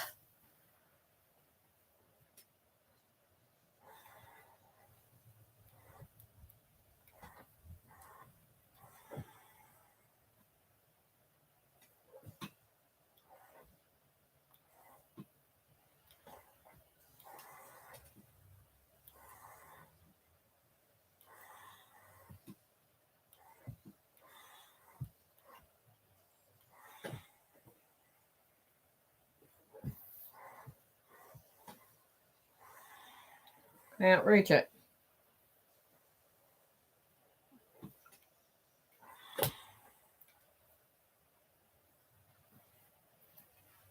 We're going to lay the clapper on that a minute while I check and see if there's any other questions.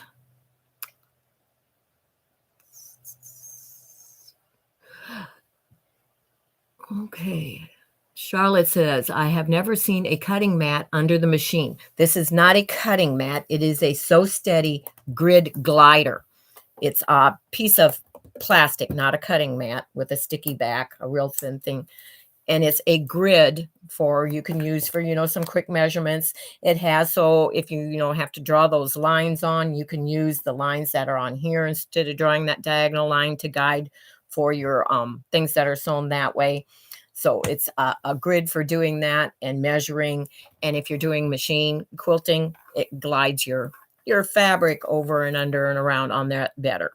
So that's not a cutting mat. I do have a cutting mat off to the side over here.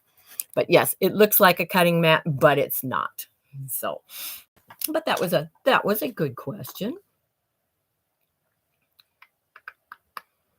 See if there's any other question. Did you put it under that machine? Yes.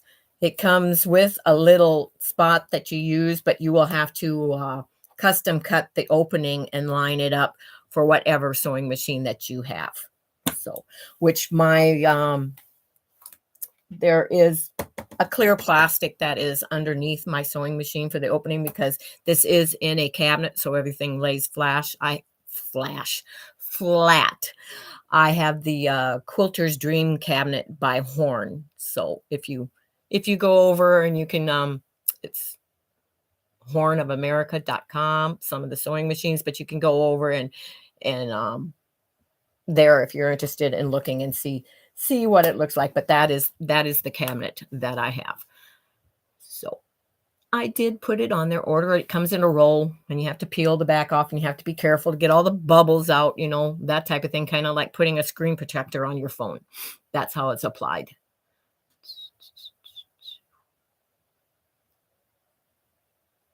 What time do y'all say good night? Good night. Sleep tight. What is that? It makes me think of Lawrence Welk, remember? There I go. I said earlier, I said you piece something and then you're looking all around for it. Where did it go? Where did it go? And it's under the clapper. So I just did that, but there, that row is done and ready to go with the other one. And now I need to sew both sides of the one that are beside the big square in the middle.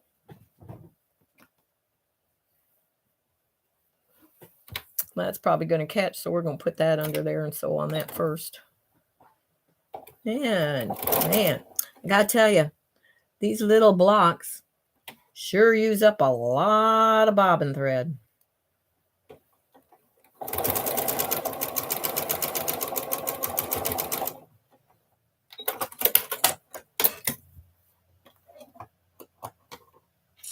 Let's see, and I can just glance over there and see what direction my pin is to know which direction I need to press the seam on the next row. And I'm finger pressing at first. Oops, I don't want that pin. Where are all my glass head ones?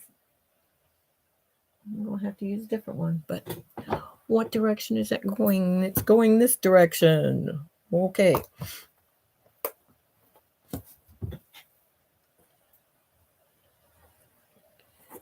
Then the two over here.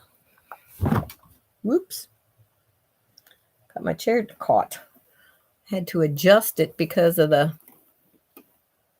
I'd taken the pad out of my chair, put it back in, and then I have to adjust because the handles the arms of my chair will hit and not slide in under like they're supposed to.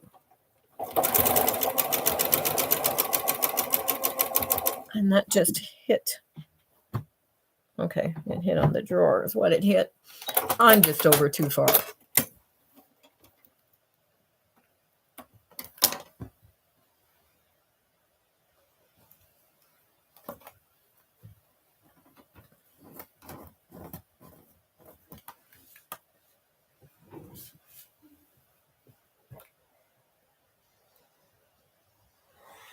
And I forgot to press the other two. We'll do that quick while I'm thinking of it. hopefully we'll get this block all together and you'll be able to see it. Which we should, no problem, no problem. As long as some of y'all hang in with me here, you can pop in and out. I don't expect you to stay the entire time, but if you'd like to, you're more than welcome to. But I understand people need breaks and have other things to do.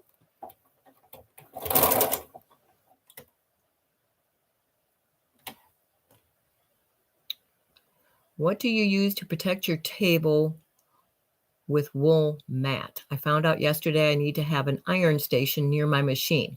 That is, let me sew this real quick. That is a TV tray. And I have, because it is one of the vinyl top TV trays, because it was bigger. I have a wooden one that I normally use that is a smaller one over there, and you don't have to worry about protecting it quite as much. But the tops wear out on it, so you do kind of have to, well, that one I made with elastic, so it can be replaced. But on this one, I have got 5 layers of leftover batting that are on top of it.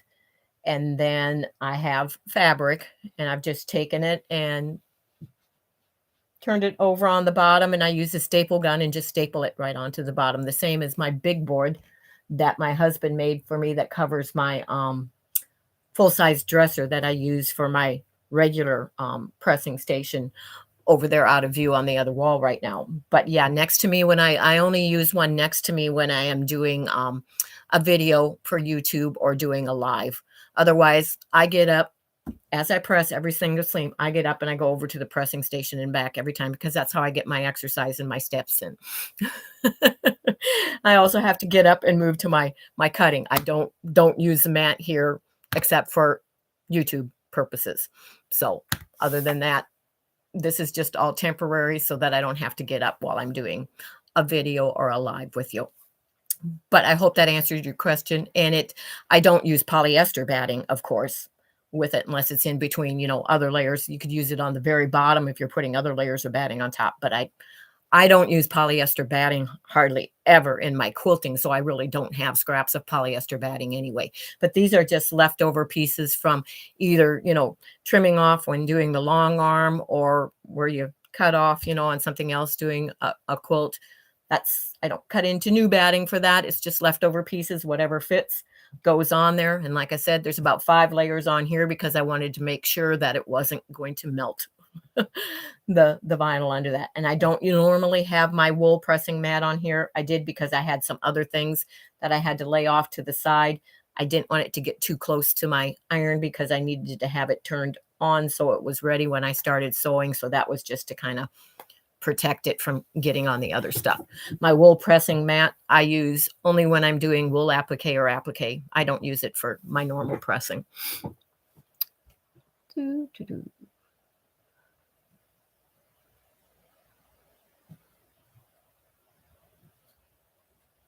Thank you, Sandra.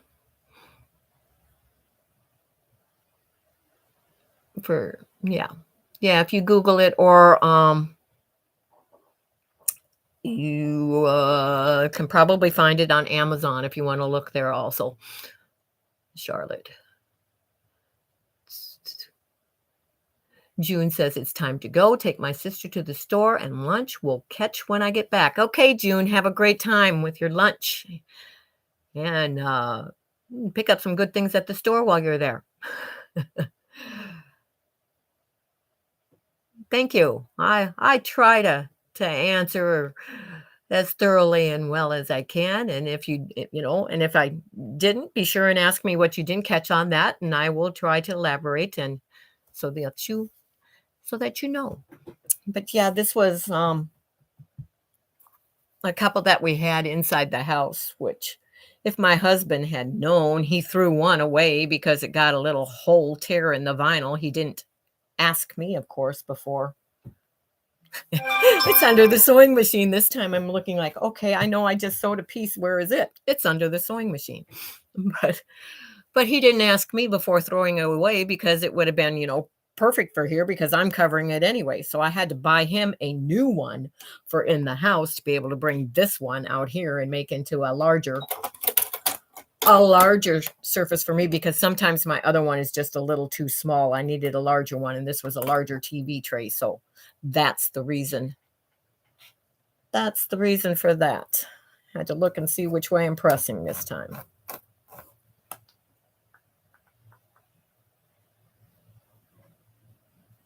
And I can see that I need to grab or order more of the glass head pins because I don't have enough of them over here.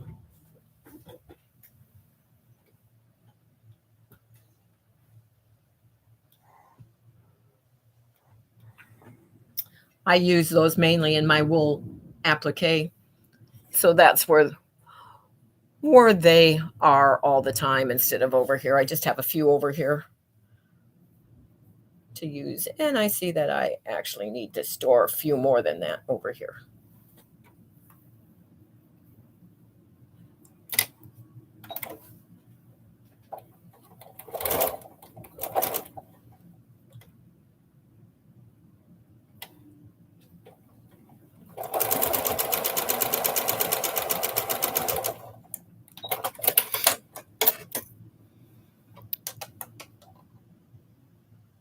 Why they don't ask, I know. Hubby is always saying, there is no use for this, LOL. Or they like to, mine likes to throw things away when I'm not here because he thinks I won't find out and won't know.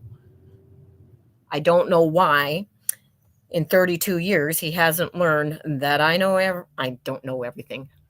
I see everything and know everything that is missing or has been moved. I don't know why he hasn't figured that out yet. It's like you can't pull one over on me. It's even, I take trash out too. I open that lid and it's like, what is this doing in there?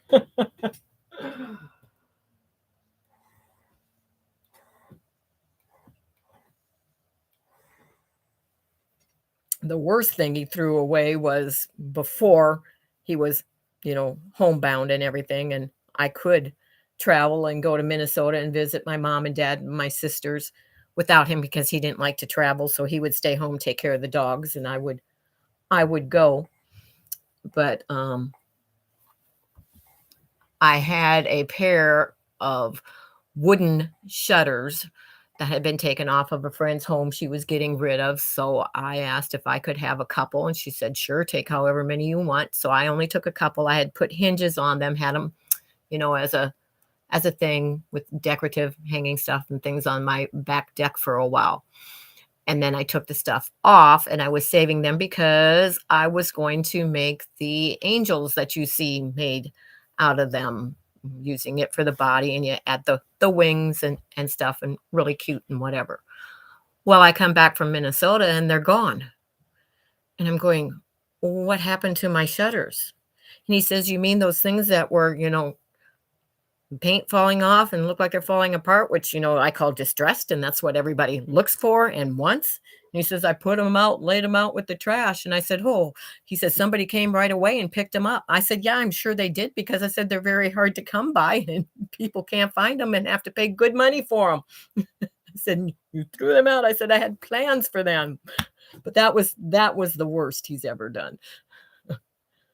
But it is what it is. It's okay in the realm of things, but it's like, oh, if they'd only ask us. He does stuff like that, and I, jokingly say, okay, I'm going to go in your workshop, and what I think is junk, I'm just going to throw it out. Oh, Kathy. What did Kathy do? Hello, Christine. Okay, gotcha. 39 years, and he doesn't touch anything that he did not bring into the house. Whoops. Even washes. Have to look at the other one to see that. Ice cream buckets now. Hey, all right, good. Yeah. I guess I just didn't train mine well enough.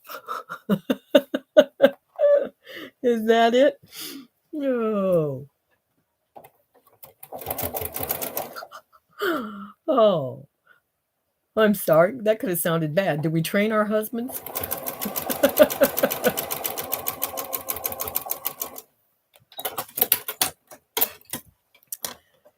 It's all right. Things happen. There could be much worse things that happen in life. I guess we learn that as we get older, things don't upset us as much as they did when we were younger.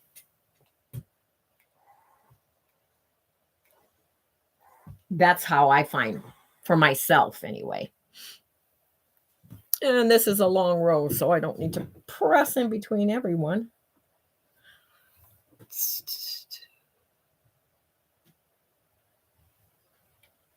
That stupid thing is in the way. I developed a voice to face my Marine. Okay. Oh, all right. Okay. I was Air Force, but I'll say Semper Fi. I wanted to go in the Marines, but at the time that I joined the military, many, many, many, many, many years ago, they were not accepting women into the Marines yet. They started just after I went in. But yes, I wanted to be a Marine.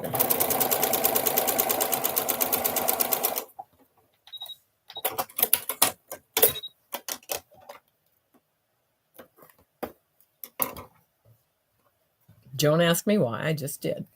I don't know. Thought it would be cool. We're getting close to being able to assemble the rows in this block.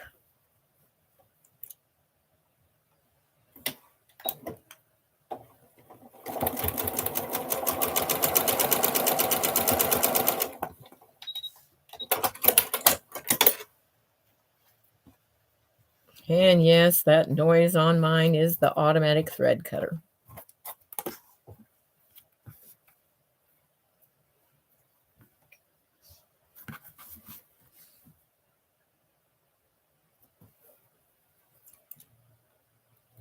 Which block am I working on? Block number 2. Yep, I don't have number 3 laid out yet. That's the one I just did all the half square triangles for.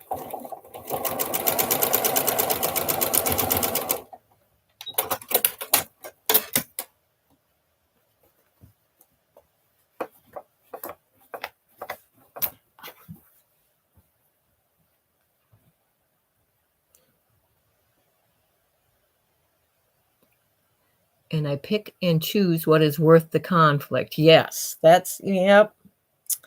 We have to pick and choose our battles. Most of the time, I bite my tongue because it just isn't worth it, and it's not going to make a difference in the realm of things. So whoopee. Let's see, we got a mess there. That did not work out right.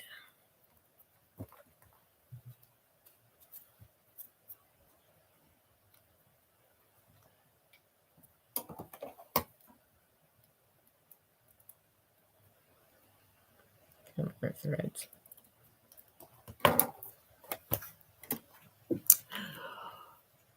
Anyone who does that, I just make sure I rethread the whole thing.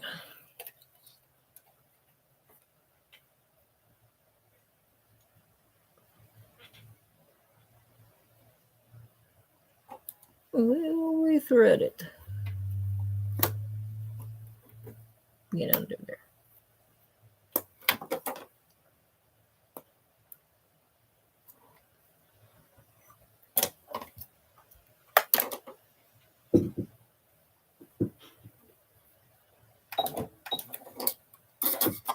Okay, try that again.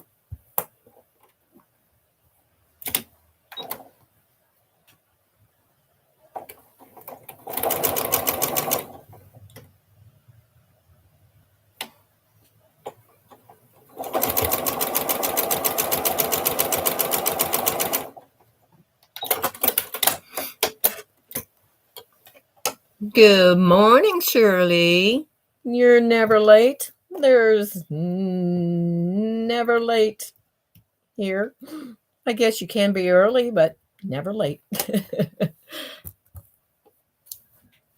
You can come, pop on, pop off.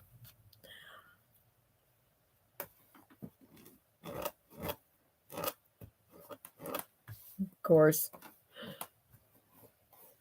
you may miss a little when it's, like I say, and those, I will repeat again, just so you know, those that do come on late, because this is the first one, that's kind of explaining what my stitch and chat quilting stitching bee and question answer session is going to be. That is all explained in the beginning of this live. So I don't expect you to go back and replay the whole live over, but if you go back and at least replay and listen to the very first part of this live, you will have an understanding and an explanation of what I will be doing during this period of time on Fridays, the scheduled time of 10 to 2. Not that it will always be on that length of time, but that is the plan. And sometimes may not fill the entire time, so it will be shorter. But then I tell what I will be doing and what my plans are for this and during that time. So you don't want to miss out on that. And also, there may be a little information on there about an upcoming celebration and giveaway for reaching the 500 and over now, 500 subscribers. So if you want that information and to find out when that is and what's going to be taking in place, you will definitely want to. I'm looking to see which way I'm pressing this to mark it. When you see me glancing back and forth, that's what I'm doing. Just so I remember which way those seam allowances go as I'm going. But yeah, you'll definitely want to check out the beginning that you missed on this so that you get that information. Also gives some information about a quilt along, some stitch alongs and stuff that will be coming up in the near future also.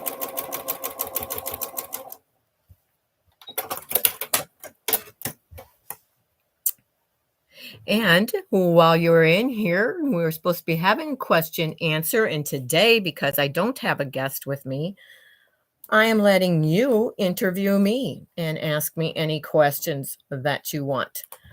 So be sure and pop those questions in the comments section. Hello, Kino No Show. Welcome, welcome. She always does the 3 pink hands. Don't even need to look to know who that is. Oh, but yeah. So be sure you go and watch the beginning of this live. Lots of information there. As I stick myself with the pin on my thumb. Oh.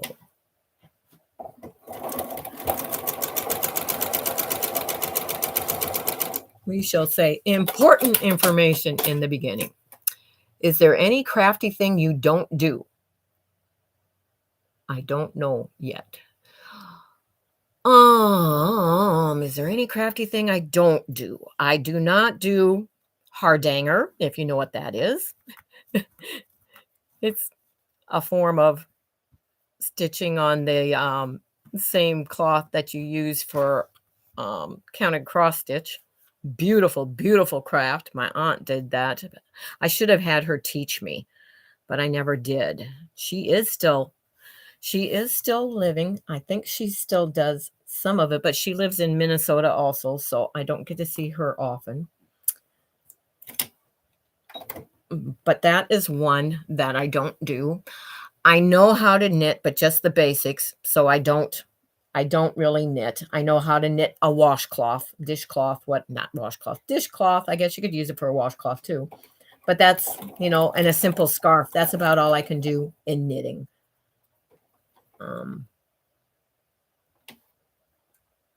Other than that, I mean, I don't do quilling in paper crafts, but I do a lot of paper crafts, journaling, scrapbooking, junk journaling. I do jewelry making with beads. I also use beads in the embellishment in my slow stitching. But yeah, so yeah, the only ones I can think of are like the hardanger and the knitting, that type of thing. If there's a craft that you are wondering about that I've not mentioned, I'll let you know whether it's something that I do or don't, but I can't think of them. Can't think of them. Crochet, have actually designed patterns and sold them, so, and teach.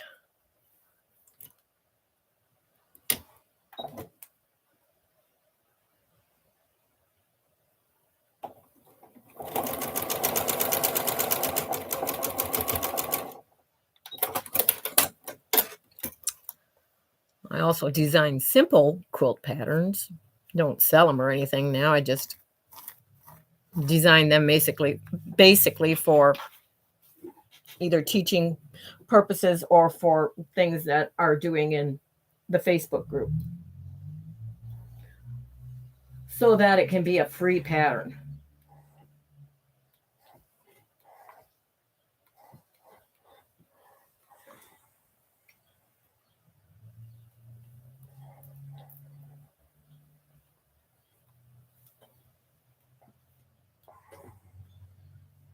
Okay.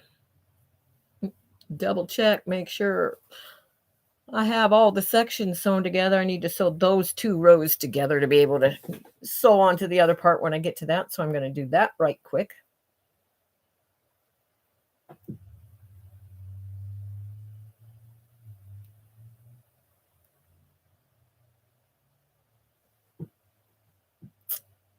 I'm not a big pinner, but I will pin where we're going to have to take that pin out of there.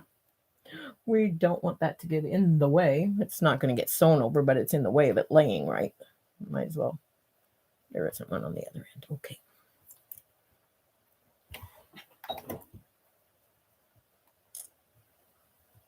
I wish I could bring you closer. I can't, but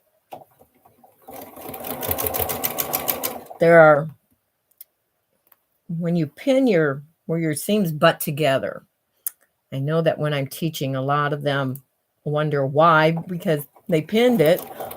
Why is it not, staying together there where they pinned it? And this is where I go slow. And that's because a lot of people take that pin out way too soon. It's like, I wait. And I know, and I can control my needle right now on my sewing machine is in a hair's width away from where that pin is. So this is when I will slide the pin out, and that's why I like the really, really, really thin pins, because now my needle is in there holding that intersection right where the seam is together before I remove my pin. If you remove it too soon, that can still move and shift on you when you do it, and you will see before I even press how that stayed completely, totally lined up because I didn't take my pin out too soon. Now I don't know which way I'm pressing that seam yet, so I'm going to wait until I get to that part. I will be pressing it down. I know which way I'm going to press it. Down.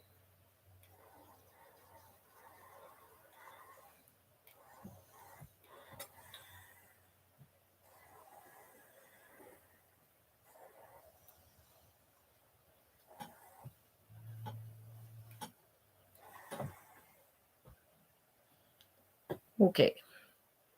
And the next 2 on the other side of that big square.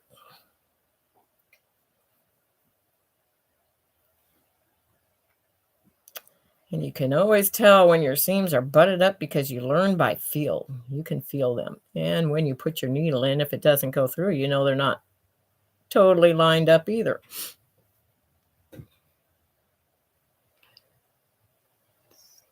Be back in a couple of minutes. Okay, Shirley, no problem. And Christine says, I'm waiting for a friend to write out her crochet pattern so I can test it for her. That's fun. I did a lot of pattern testing. And that's always fun. I enjoy doing that. And ones that I designed, I always made sure that I had a beginner, intermediate, and advanced person, at least 2 of each that would test the pattern before I would publish it. You mentioned web stitching yesterday or the other day before. What is that? It is the same as chain piecing, but you are chain piecing the entire block, not just, one row and then putting together, so that I do it when there's ones that are a whole bunch of small pieces like the block and they are over there. It's already hanging on the design wall. But you will web stitch, the first 2 together all the way down, just like you're chain stitching. So you're doing that first row all the way down. And then instead of cutting those apart, you leave those all together, and then you're attaching the next row all the way down to that chain piecing, and it's already connected to the other then, to where that all stays on there all together.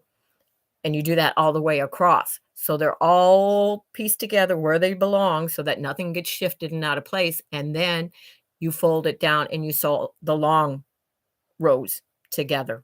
And they're all lined up because they are all web stitched with that chain piecing in between them all together, which if I had, I do that a lot. So there'll be another time that I'm doing that. And whenever I do that, I always try to make sure that I get that either on a recorded video or when I'm going live, if I've got one planned close to it, because that is a neat way of doing stuff. And when I'm doing it, I do like to show others how I'm doing it.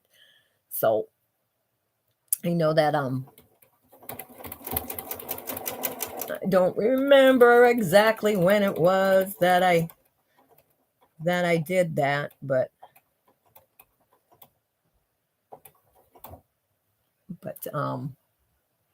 that is web stitching. There are people that not just on a block. Eleanor Burns, for one. Eleanor Burns is the one that first that I know of years ago came out with that method. She uses that a lot. And other people have picked up on it since and do it. But she was well known for web stitching the entire, not, of course, block by block, but putting the entire quilt together by web stitching it. So, oops, down, not up, down.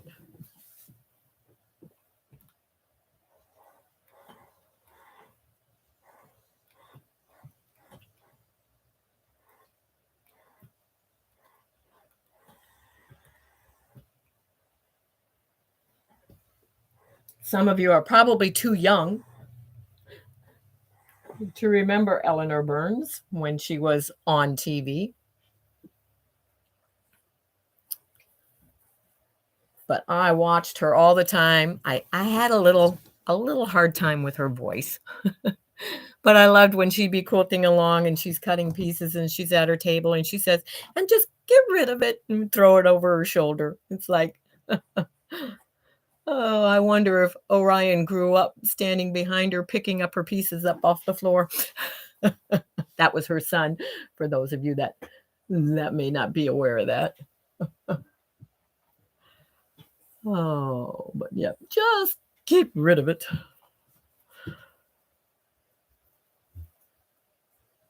That makes sense. Okay, good. I'm glad to know I'm explaining things in a way that you can understand it for the most part.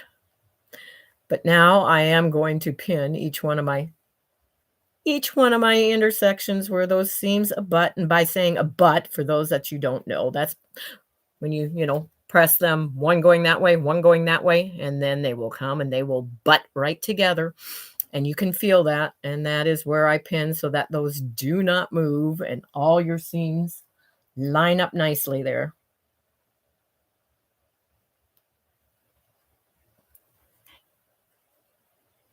That is one part that I do pin. If it's just, a couple of them, no, I will use my fingers there too because I can feel it that it's butted up as I'm going. But, longer row, I will use pins.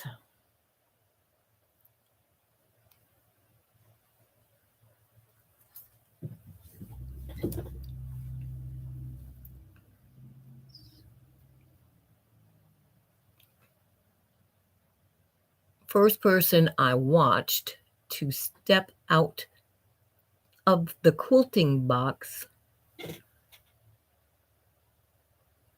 it can be so rigid at times. Okay, yeah, gotcha. Yeah. I mean, some things, need to be other things. It's like, you know, there are no quilting police, as we say. There is no absolute right way and wrong way because there are several ways for everything in quilting that things can be done. So it's, try the different ways, find out what you are comfortable with, and do your thing.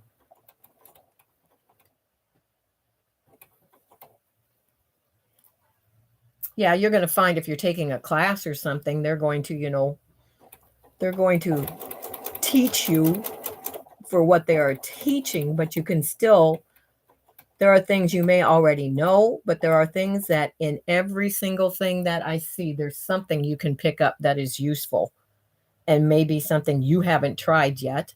Maybe something you don't like. It's like, no, I'm not going to use that method. I like the method I'm using, which is totally fine.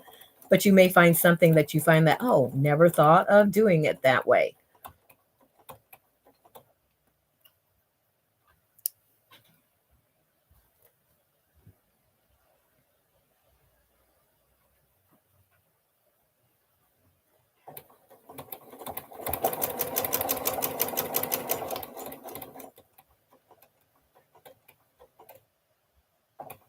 One thing for me that, the majority of applicators do is they do a lot of machine applique, raw edge applique.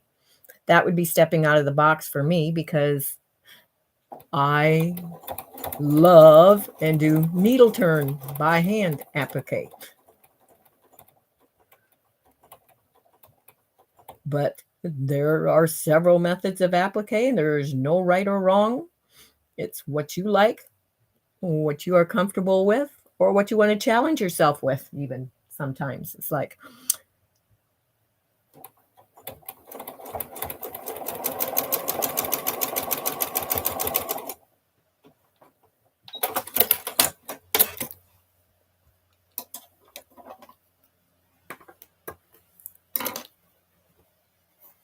and now I will leave that pin in that top one so I know which is my top row. And I don't particularly want to press this with this little iron, but I'm going to turn my mat now long way so I got more room. But I'm going to since I'm sitting here, because I would prefer to use my bigger iron on this, but we'll do it this way.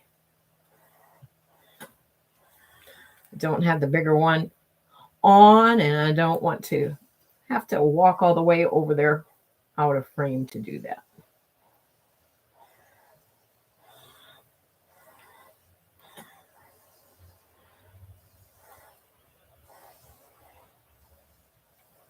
And I pressed it up instead of down, but that's all right. We just have to press all the rest of them that direction.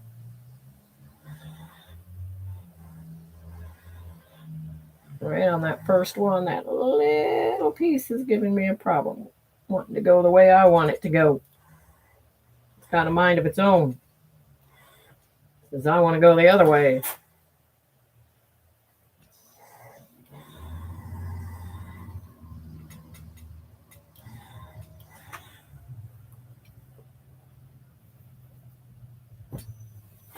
Yeah, okay. I'm going to leave that lay there, and I'm going to sew this section onto here, which talk about the big square.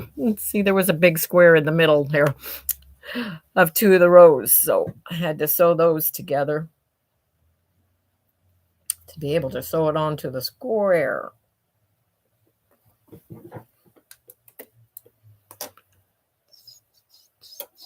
Hello, Teresa Louise. Good morning. Good morning. Thank you for popping on with me.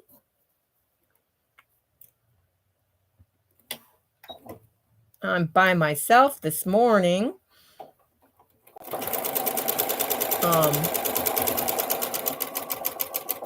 And like I've been telling the new ones coming on, you will want to go after this is over and at least watch the replay of the first part of this live, because it explains what these lives will be about, what I will be doing, and also just may have some information about a celebration and a giveaway for the reaching 500 subscribers, when that will be and what it consists of and that type of thing. So you might not want to miss that information. So you will need to go and just watch the very first part on the replay of this video.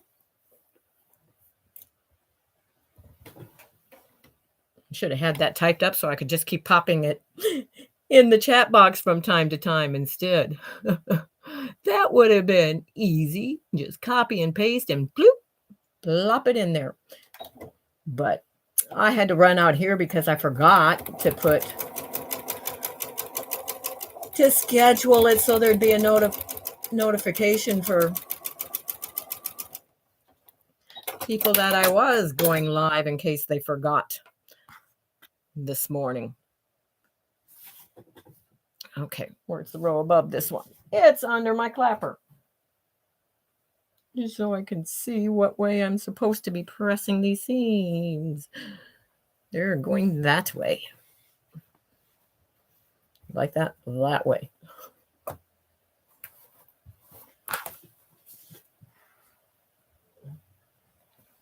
I don't think it wants to go that way, but it's going to.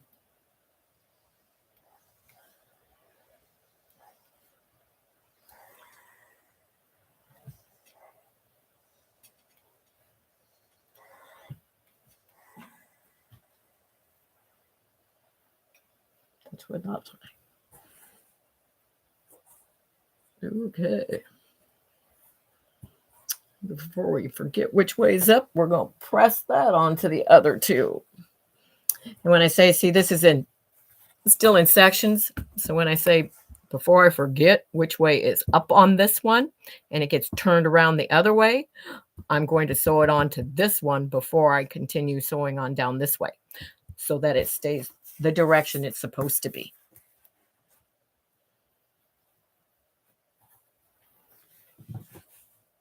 So that I don't, by mistake, turn it the wrong way.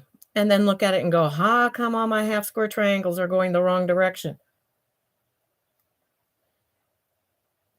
That would not be a pretty sight.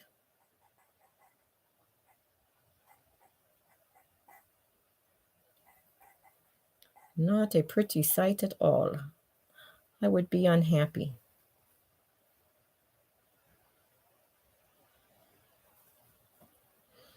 Interesting. Now we got to change some seams because they're not abutting, so I got to change the way that's pressed. Which you can do with your fingers along the way and just repress it when you get over to your iron.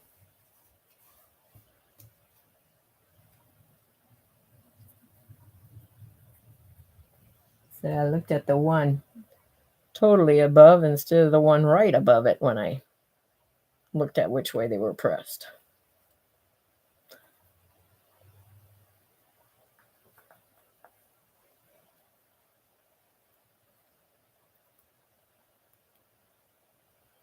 And it got so quiet again. Good afternoon. Making sure I haven't missed any questions up farther. I see Christine says, do you have a video on needle turn applique? Not yet. That is on the schedule though, Christine. because I do have a quilt along with a pattern with Jan Paddock that has been started in the Facebook group, and that is done with needle turn applique. Just haven't gotten to that portion of it yet, but that is coming up. It is on the schedule. So, and I believe you are already in the Facebook group. If not, after this is over, well, wait, it's already in the description box. That's right. I usually don't put it in there until after the video is over on a live, but I did go ahead and pop that in there. So if you're not and you would like to join the Facebook group, the link for that is in the description box.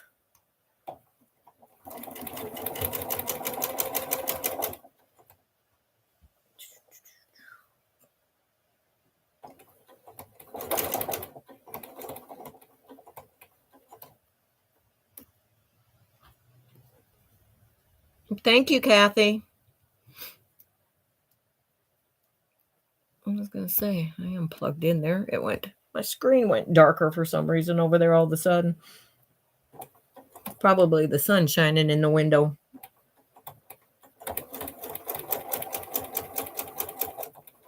I'll take that sun shining in the window. No problem.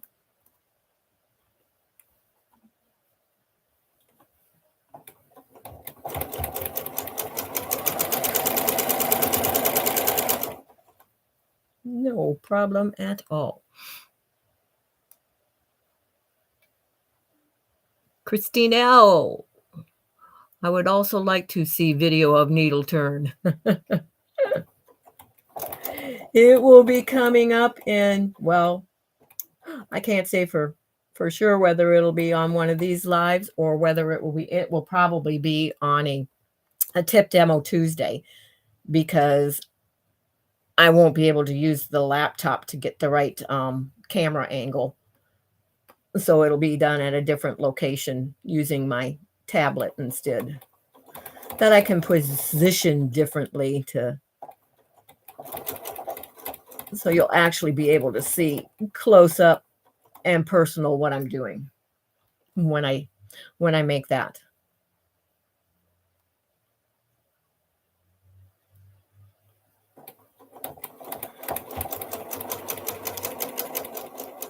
But that will coincide with a quilt along that is a Jan Paddock one, and it'll show that you won't have to be doing the so long, but it'll coincide with that for showing how to do the needle turn applique. That is done in that pattern. And if you are interested and aren't already in the Facebook group, the link is in the description box.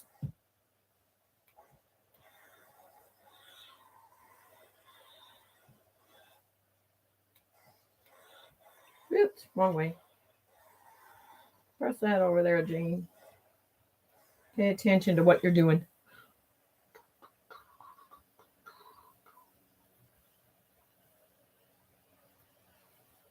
Oh, I pressed it up. Why did I do that? I always press them down because then your other rows aren't in your way. If when you are putting rows together, you always press it down, because then you only have the one that you're adding to lift up instead of all the rows.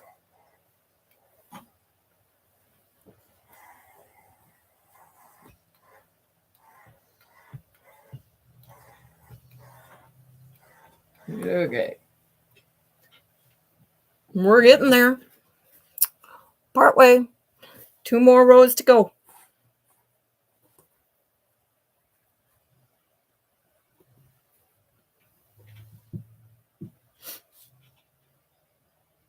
What quilt is close to me? The one right?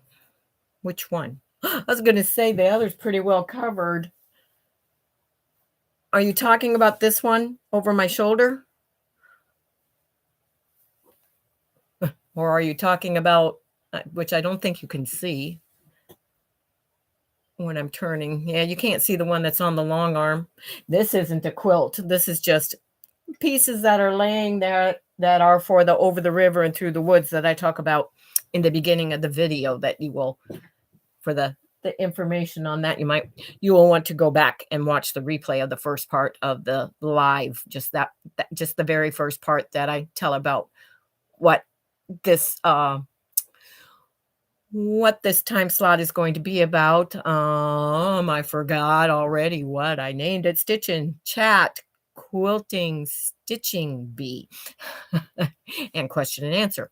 Um, I go into more detail on what this platform is going to be about and that type of thing. Some of the things upcoming. That's one of the things that is upcoming. It is a pattern that is called Over the River and Through the Woods, and I give the information about that on there. So it may look like it's a striped quilt laying there, but it's not. It's actually embroidery sections that need to be laid out and traced on the light box. So yeah.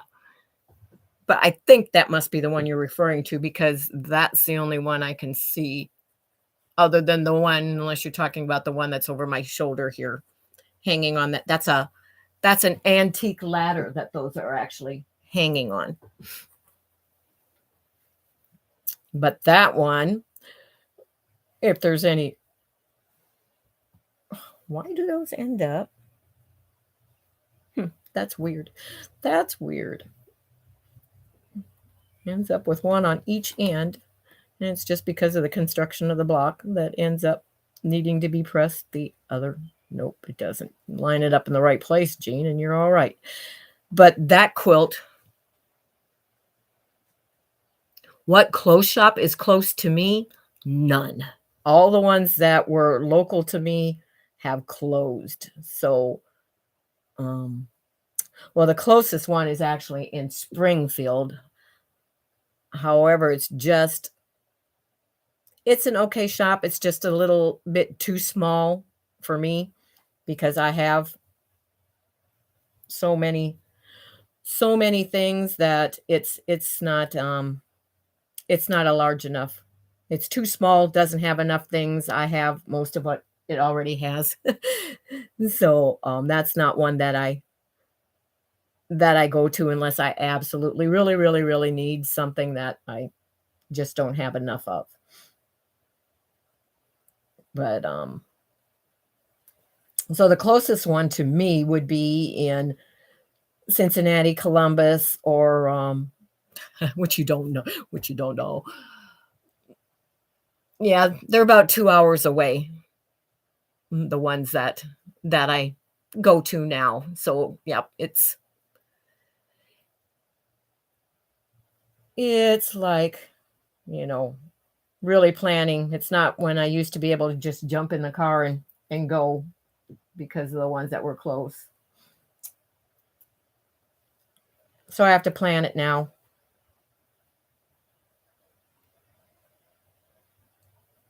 More. And I don't really go to a quilt shop that much anymore because I have so much I could open a shop myself. Which I'm not lying. I have a couple people that shop my stitching cottage. So before they go, they check out and see if I have extra or whatever that I'm willing to sell first. If I don't have it, then they'll go to the quilt shop. But oh, so what else were you? What quilt shop is close to me? There's several in Columbus. I'm trying to remember their names. I was going to say Red Robin, but it's not Red Robin. It's oh my goodness. There's one in Dublin. Why can't I remember the name? It was one of my favorites.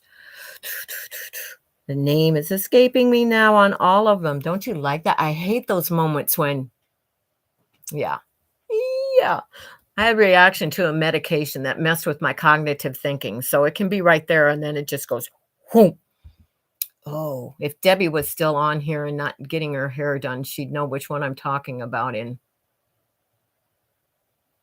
oh, in Columbus. But and I know that Nancy lives there, but I'm not sure she's familiar with the ones in Columbus. What is it? Stitching. Oh, because they've got two of them, one on one end of Columbus and one on the other end. At least they still did. But I'm sorry that those have escaped me. I'll put them in the description box when I when I remember them. But those are the ones in Columbus. In Cincinnati, there's a bunch of them. There's Homegrown, Home Sewn, which they are on Facebook all the time doing a live. There is Stitches. There, and then and I'm not going to remember it either, but in Chillicothe, it has something to do with barn or whatever. But the one So Clever just closed. But there's another one there. It's escaping me too. You caught me on the fly there. I can't remember the names. Oh, that's terrible. That's terrible, terrible, terrible, terrible. I'm sorry.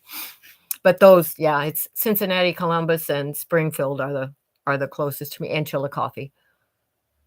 But so yeah, they're and quilt shop like Joann's or local small shop. Yeah, no, Joann's is not.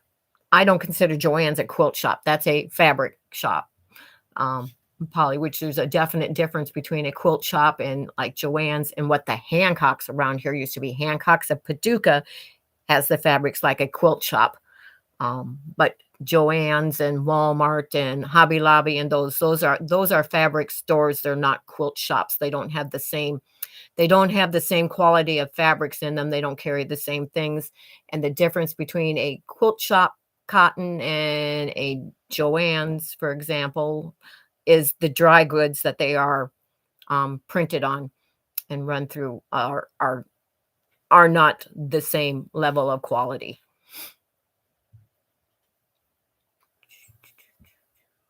I have 2 quilt shops that take planning, and a day trip is usually made of it. Yes. Yep. That's the way it is for me now too. I wrote them down, but I can't find the piece of paper, LOL. I know. It's like, it's like, why? I can't remember the one because it's one of my favorite ones, and it has the name Red in it somehow, but I just can't. I can't think of what it is. Are you from 10 to 72 today? 10 to 2. Yes. That's the plan, whether I'm on that total. I mean, 10 to 2 is the time slot. I'm not always saying that I will go completely until 2:00 if I'm done and finished. And you are Red Rooster. That's it. Thank you. Red Rooster. Yes. Delaware. I thought it was on the Dublin side, but it may be Delaware. I may be wrong, Nancy. But yeah. And the other is so beginnings or something like that. I think it's coming to me now. But yeah, Red Rooster is one of my favorite shops. But it does take planning to go there. It's on the northwestern side of Columbus. And if it's not so clever, whatever I just said, they have one that's on the northern side and one that's on the southern side, unless they have closed one of them. Quilt Beginnings. That's it. Thank you. Yes, Quilt Beginnings. Thank you for coming through for me on that. Nancy. But yeah, there's several of them still in Cincinnati.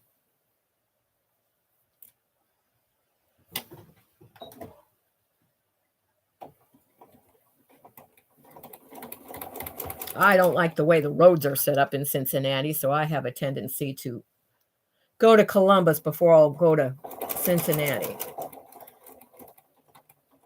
Cincinnati, every time you get someplace, it's one way going the opposite direction of what you want to go. So it's like, it can be so frustrating.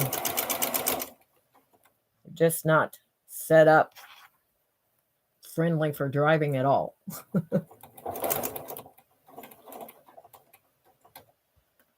But they do have several quilt shops in Cincinnati, which Cincinnati is about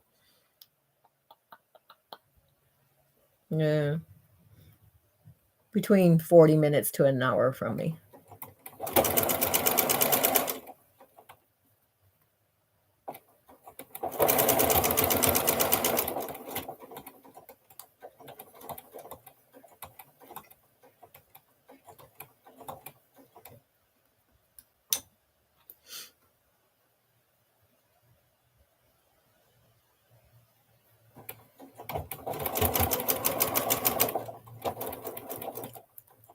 What are you cooking today, Nancy?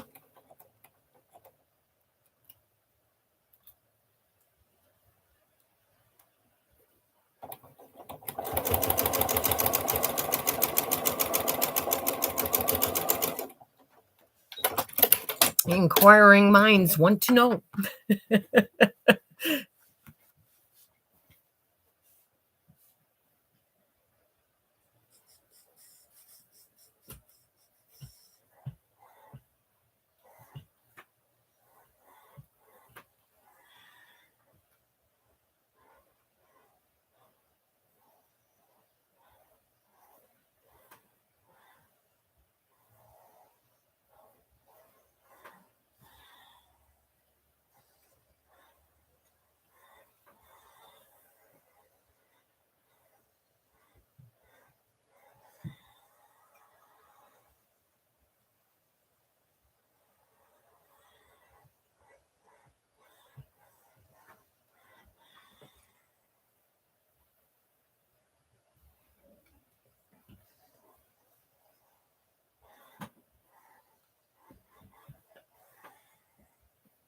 Last row. Yay.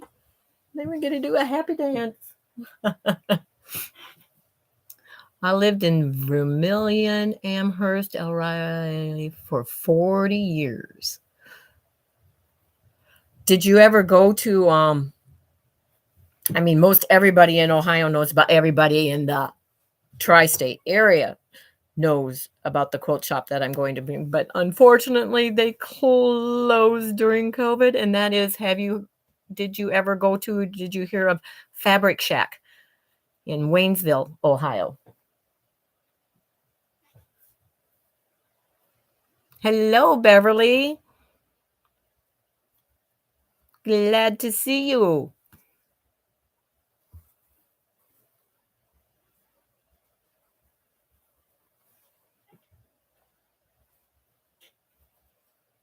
Which one do I want to switch? I'm going to switch that one.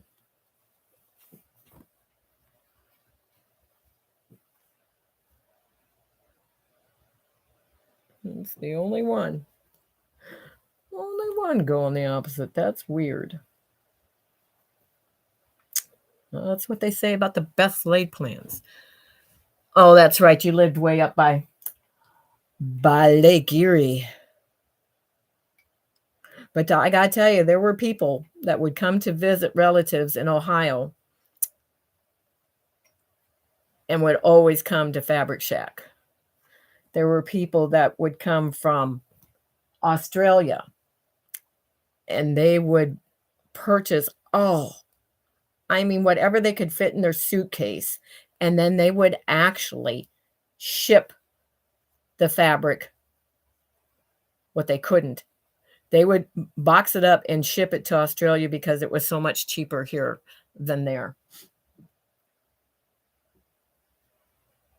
I had people from China all over that would end up in that quilt shop. That's the one that I worked at for a few years.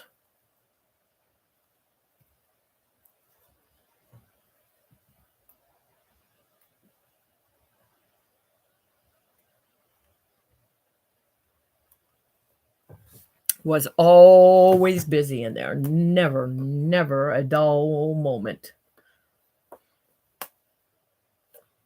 We had a couple high school girls that worked after school that would come in and help put the bolts of fabric back on the shelves because there just was no way we could keep up with that. And they also were online, so everything was by item number order. And got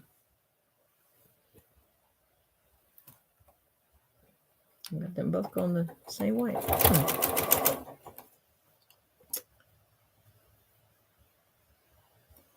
So they had to all be back on the shelves and in order because before the shop opened in the morning, all the online orders were pulled and cut in the morning and then taken to the warehouse to be packaged up. But that was by a whole different crew than those of us that worked in the actual quilt shop helping the people. But it was very, very interesting. And that's why I have so much fabric. And books and everything else.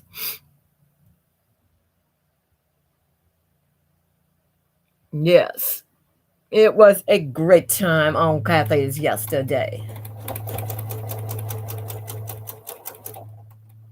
Good times always over there. But what do I know? Oh. Kathy would agree with me, wouldn't you, Kathy? Great times over there on Kathy's Quilts and Crafts.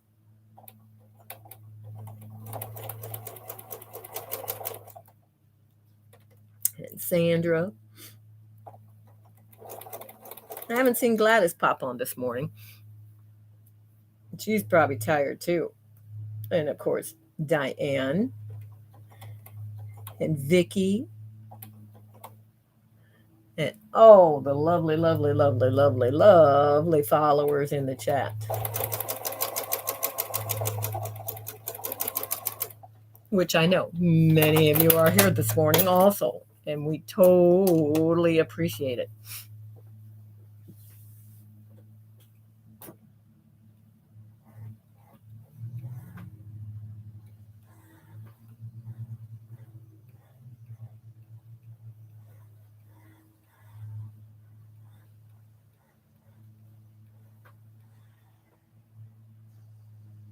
Yeah, that couple pressed the wrong way. Don't like that to happen. It makes for not as nice looking back, but sometimes you have to do it.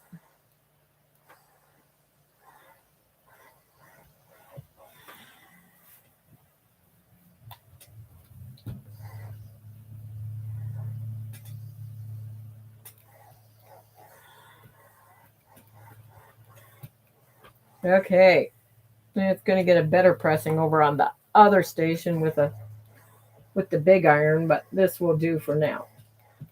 It is complete. Make sure I hold it up correctly. There it is. All complete and finished.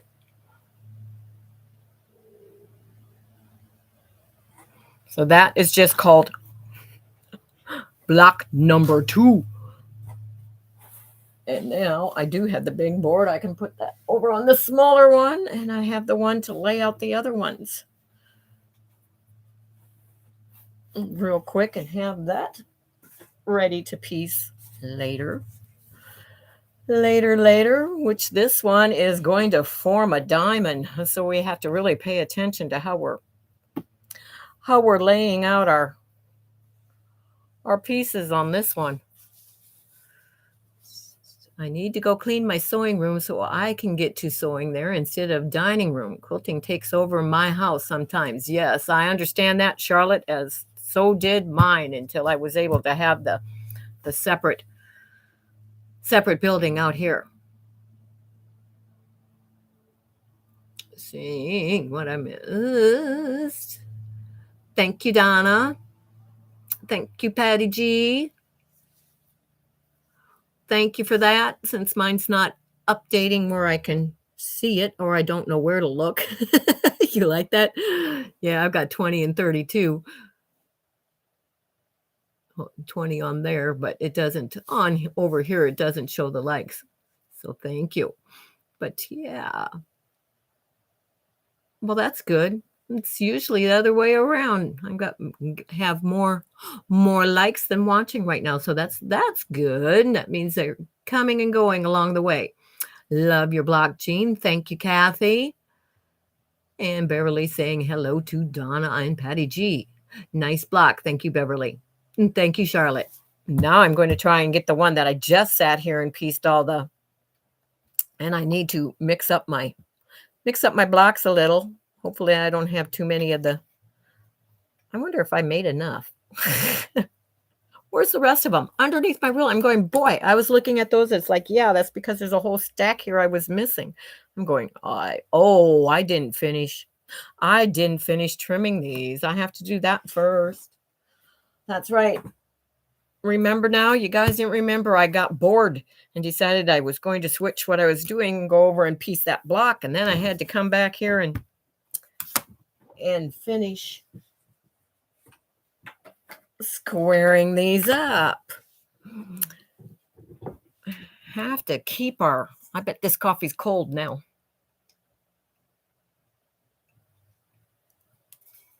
Oh, it is, but not as bad cold with the creamer in it as it would be if there wasn't any. But yeah, now we need to go back to squaring these up instead, which I guess I will put my angle down again in case there's some of you here that didn't see that earlier. Oops, that's just a little far, but it'll be all right. It'll be all right.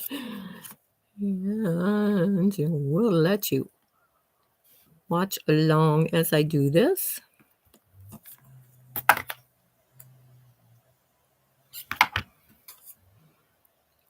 Scoot that a little.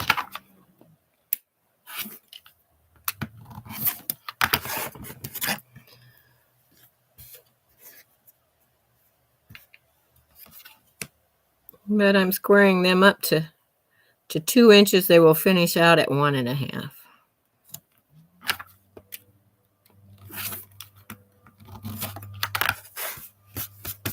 And throw them in my pile. I'm going to have to get a bag out and shake them up to mix them up. Mix them up as I'm doing it. Throw it in the middle. That'll mix them up. Bye-bye, Charlotte. Thank you. Have a great day. I should be saying that in here. Bye-bye. You can't see me now. Now I'm that famous hand model instead. Hand ruler mat and rotary cutter model instead.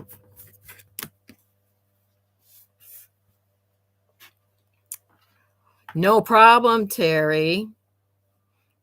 You were missed, but no problem. Well, that one was definitely square. You'd say all we got was threads off of it.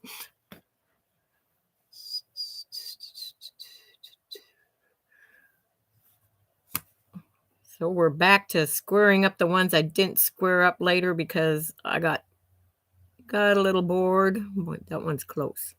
That one's close.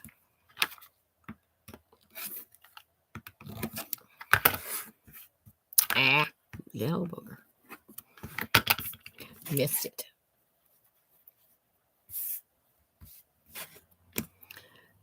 But that is what I'm doing. And there's not going to be nothing but threads on that side too.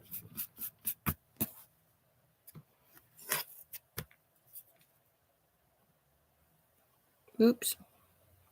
Look at the 2, Jean, not the 2.5. Block's not big enough to trim to 2.5.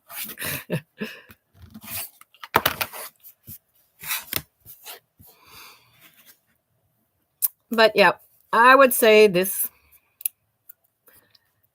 ruler is a thumbs up in my book that I just got out of the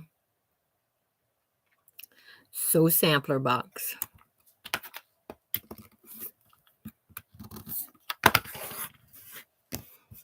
It won't get hung up on my board. It's one that I will keep over by my sewing machine for trimming.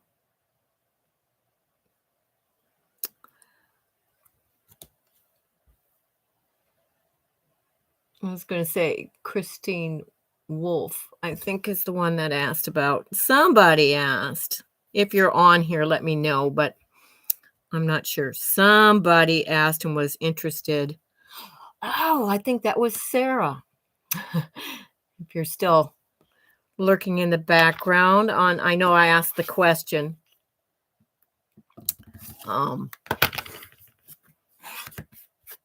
for what, tip demonstrations or whatever they would like to see in my Facebook group. And she was the one that said she was interested to see how I organize my rulers.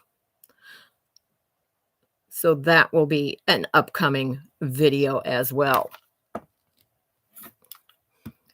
But that's something too, those of you that are in chat, if there's anything that you would like to see a tip demo of, let me know. If it's something I feel that I can give it justice to, I will put it on my schedule to do a video on one of my tip demo Tuesdays for you.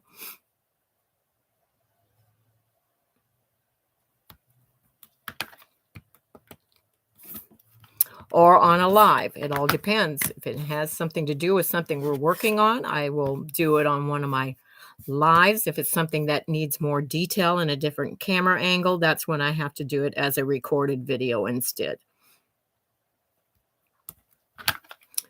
Not that I'm not willing to do it live. It's just for the camera setup, it's just not feasible to do it that way sometimes. And sitting down, you don't have the same strength in your arm when you're cutting either. And that's why sometimes that tip that has the little extra there, I'm having to give an extra little cut because I'm not used to sitting down and trimming things either. Much easier to stand up and use a rotary cutter and mat than it is sitting down. It's all what you get used to, though. Because I know, Kathy, you have no problem because you've been doing that for a while now. Get this lined up on here right.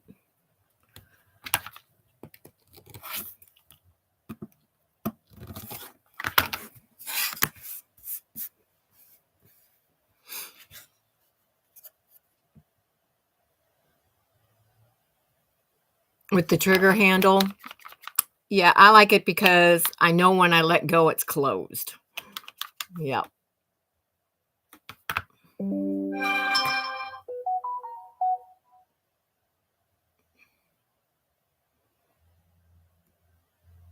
She's lunching now. Okay. Yep. She's still here. I was just giving the kids some lunch and listening. Yeah. I reminded you like that. I reminded myself. No, I remembered that was you that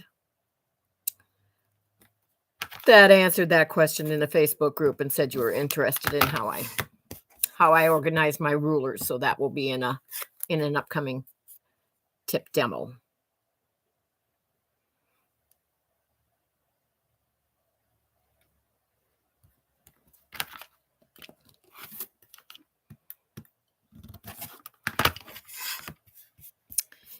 Yes. Like, I had to do a double check there on which one I just trimmed.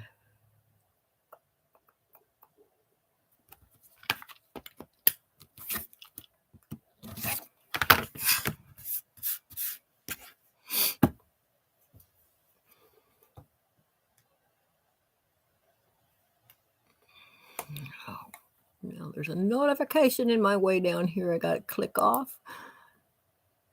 Heart's in the way. Yeah, I'm sure it did. It's an adjustment when you're used to one way of cutting and you have to change the way that you're cutting. That does. I'll quit. I wish you would realize that I already have security software quit popping up on there. No heart. Well, good. And hopefully there won't be because I'm going to go into the settings and take it off so it doesn't come up in mine because I can't stand it there. Don't want to grab an open blade. Well, and you also don't want to drop it with an open blade because you can cut your foot really bad if you drop a rotary cutter with an open blade. I'm trying to find out where the one was that the heart was in the way. Okay, that was the one. So I found it.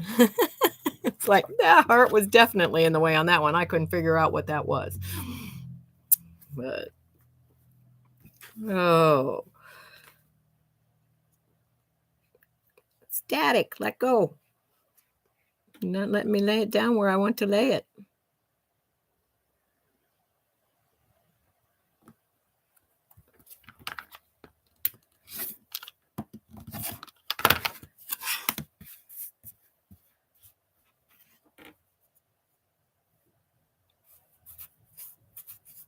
And I don't know why, but, on the heart, it doesn't go up as hearts.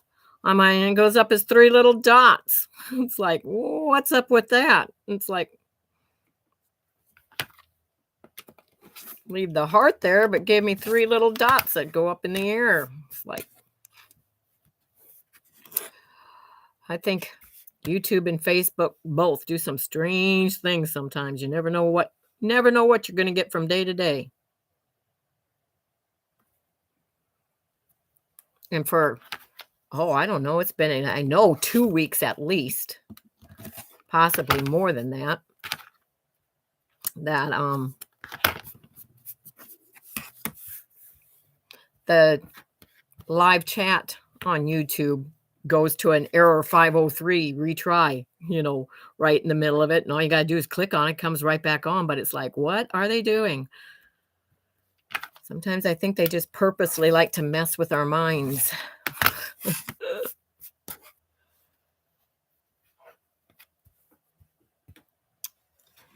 The heart's there for you or not? I like that. The heart is here for me. Okay. I have a heart. I hope so. I think I have a heart. I don't know.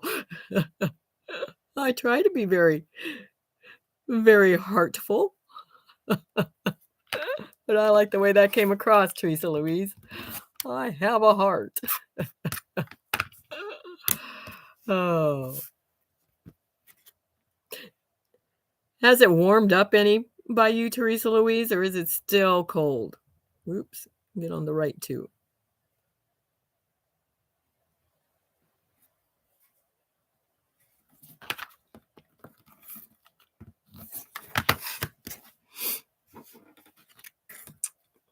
Saying bye now. I think that maybe says fun. Yep. Fun, everyone. Thank you, Gisela. You have a great day. Take care. Yep, it's late. It's later for you. I never have to worry about being on too early for you, though. I remember that. It's still cold. Oh, I'm sorry. I'm sorry.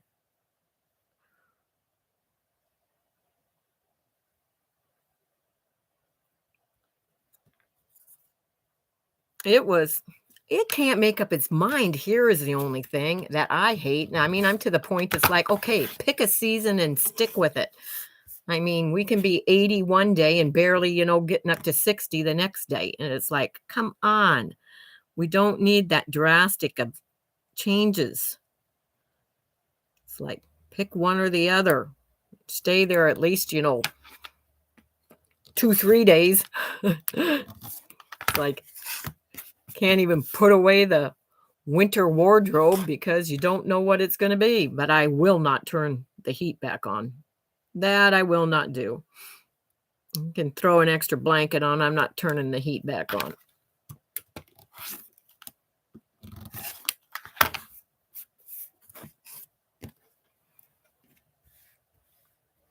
Bye-bye. Is Nancy leaving also? Okay. Or maybe it was just that she's saying goodbye to Gisela. 69. It's 70 here. We beat you by 1 degree. It's a little sunnier down here than it is for you, I guess, right now. You'll get there because I think we're supposed to be in the 80s, like around 83, I think is what we're supposed to be today. Good pool weather. Sorry, Kathy. Good pool weather here today. 67 and raining all day so far. Oh, yuck. Yes, your bones are aching. I understand that. Bye-bye, Nancy. Gisela's saying goodbye to Kathy, not that Kathy. Oh, Gisela's saying bye to Nancy and bye to Kathy. I get it now. LOL, raining here now. Yeah, Yeah, I think it's going to be all over in different areas of Ohio at different times today, which at least it's just rain and not storms. They can keep their storms. I'll take the rain because that means I don't have to go out and water the grass seed and water the flower beds and water the pots on the patio. And it's pots with tomatoes and cucumbers, not pot. Pots. Make sure everybody. That was a funny conversation got into with the landscapers when they were working. It took a different little turn when we were talking about grass and pots. As I'm sure you can all imagine. But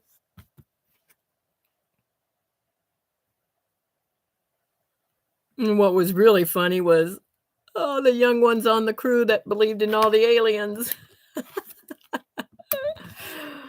Oh, they found out I'd been in the Air Force and why. I mean, they were asking because I was never stationed at Wright Pat, but they were asking, did they really bring those aliens to Wright Pat? Are they storing them at Wright Pat? It was funny. It was funny. Okay.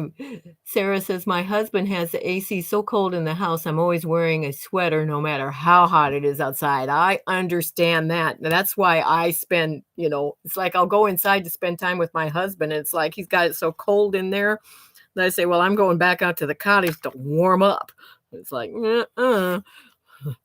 too cold for me. I shouldn't have to sit in the house with a blanket on in the chair in the summertime.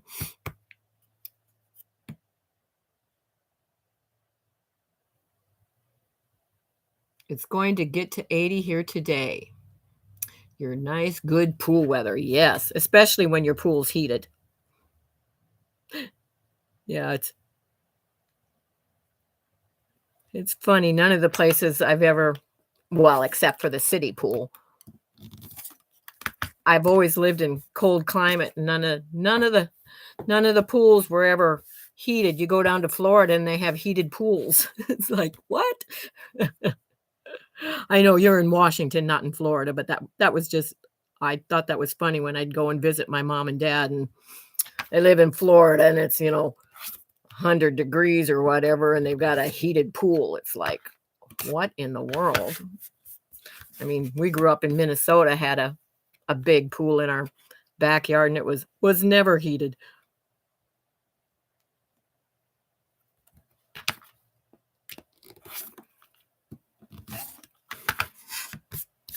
And we certainly enjoy. We just knew, hey, don't try to be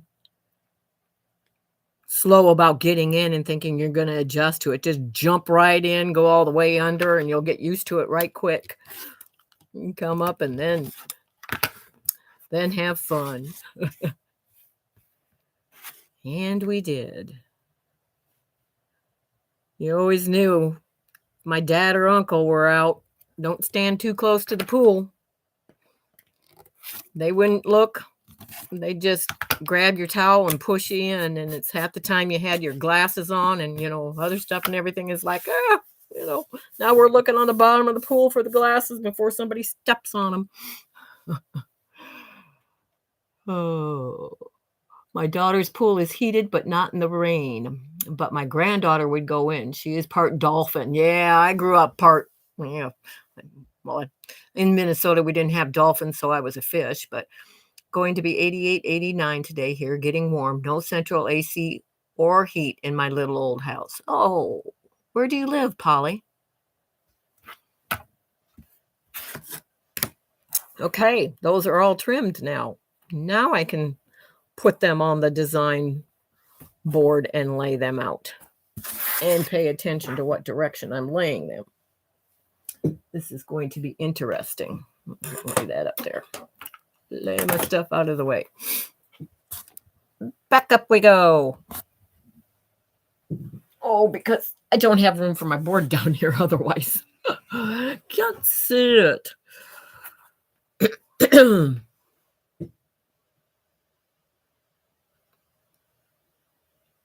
But that's that I probably might have to have a fan on. I wouldn't have to have my AC on, but because I am cold all the time. So until it gets to 80 degrees, that's when I'm comfortable. Anything below that, I'm cold. I was looking at the wrong block there, and that wasn't going to work at all because it definitely don't have any plain squares in this one. It's all half square triangles. 1, 2, 3, 4, 5, 6, 7, 8 across. 2, 3, 4, 5, 6, 7, 8 down. Okay. I'm going to work my way down and see what happens. Paying attention to which way they go. 1, 2, 3. And keep them mixed up. Mixed up.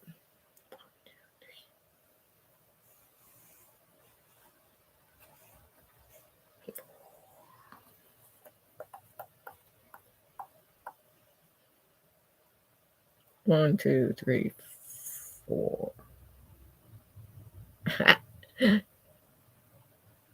1, 2, 3. Get to the right one. 4. Oh, it looks like it's the wrong way because of the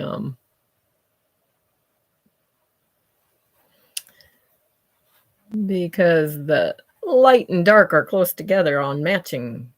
Can't tell which was the light and the dark on that one.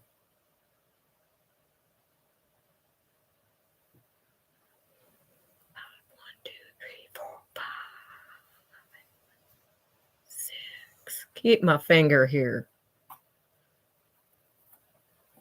Let's find a different one. And then we'll move. Can't use that one. It's the same fabric line next to the other one. Find a different one. 7.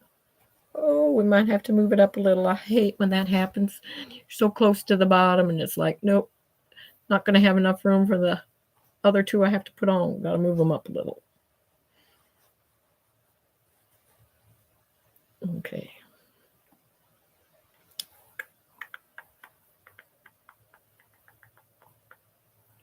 Mixing up, mixing up, mixing up.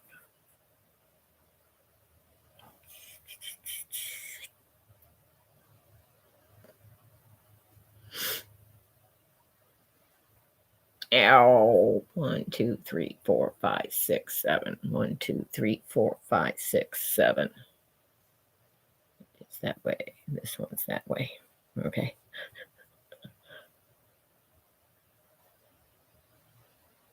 That looks weird. Looks weird. Okay. Okay. Talking to myself over here. I'm sorry.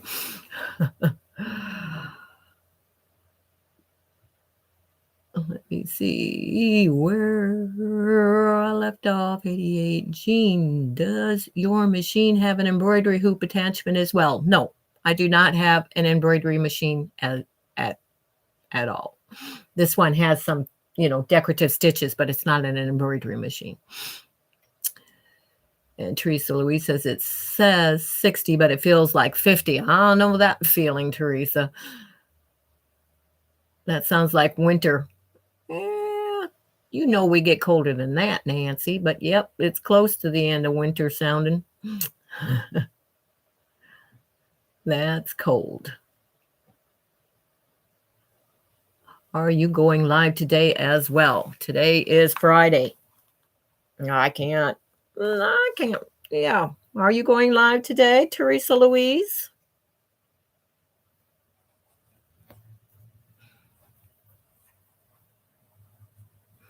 Be sure, and if you haven't dropped Teresa Louise's link, be sure and drop that. And Sarah's. All those I haven't seen whether any of the links have been dropped yet or not. So feel free, even if they have, to go and drop them again For those that have come on later, if you want to, for me. That block looks smaller than the other. Must be deceiving. Okay. This time we're going to work across the other way.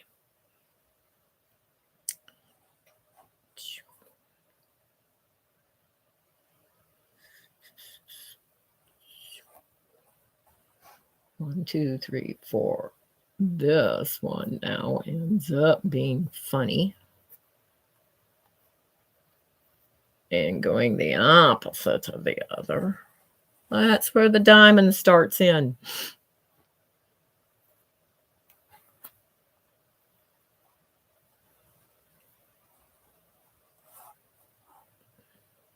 If I can keep my finger here, I can keep my place.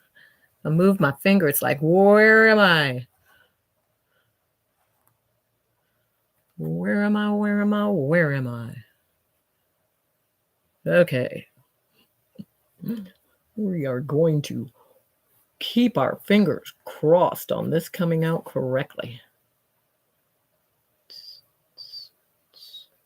Just keep turning till it gets the right direction, Jean.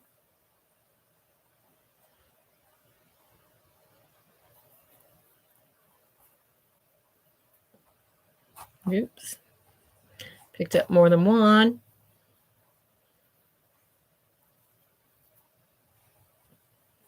Down.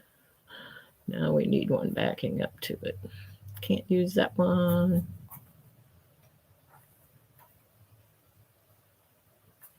I'm running out of options. Oops, can't use that one.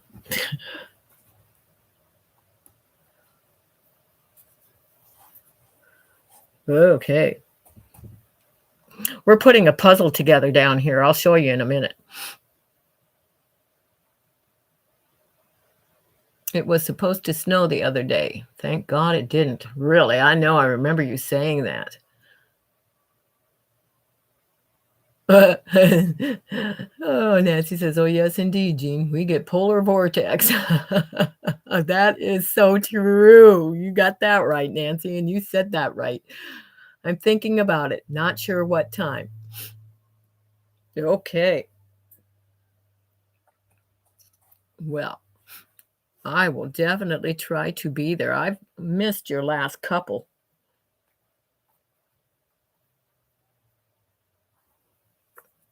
There's a siren going off in the distance. There always is in this town. Not an unusual sound here, that is for sure. It's like we were at coffee the other morning and the other regular guy that sits behind us comes in and he said I guess there was a fire in Xenia last night. You know where? And I said, I think there's a fire every day in somewhere here, because it's like sirens going all day long. Sometimes it seems like.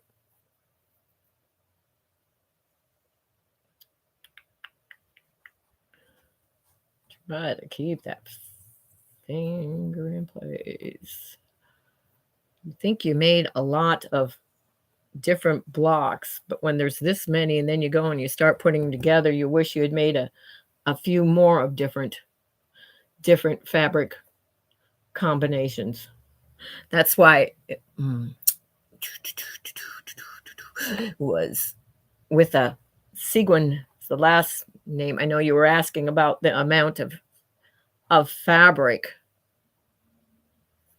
to get, and that's why I was saying, oh, it's hard to say because it depends on how you're using, but yeah, whatever, when it calls for some of these little blocks, I make a few extra. And I don't think I made the right amount on this because it looks like I'm going to run out before I have this laid out.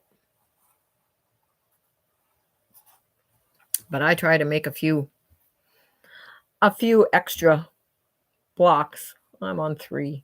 Keep your thumb where it belongs, Jean. It could be a real problem when you don't have it in the right place. 1, 2, 3, 1, 2, 3. Up. This one is not going the right direction.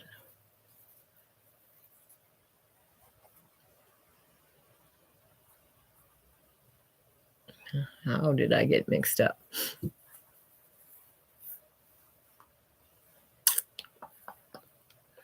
It's got to go that way.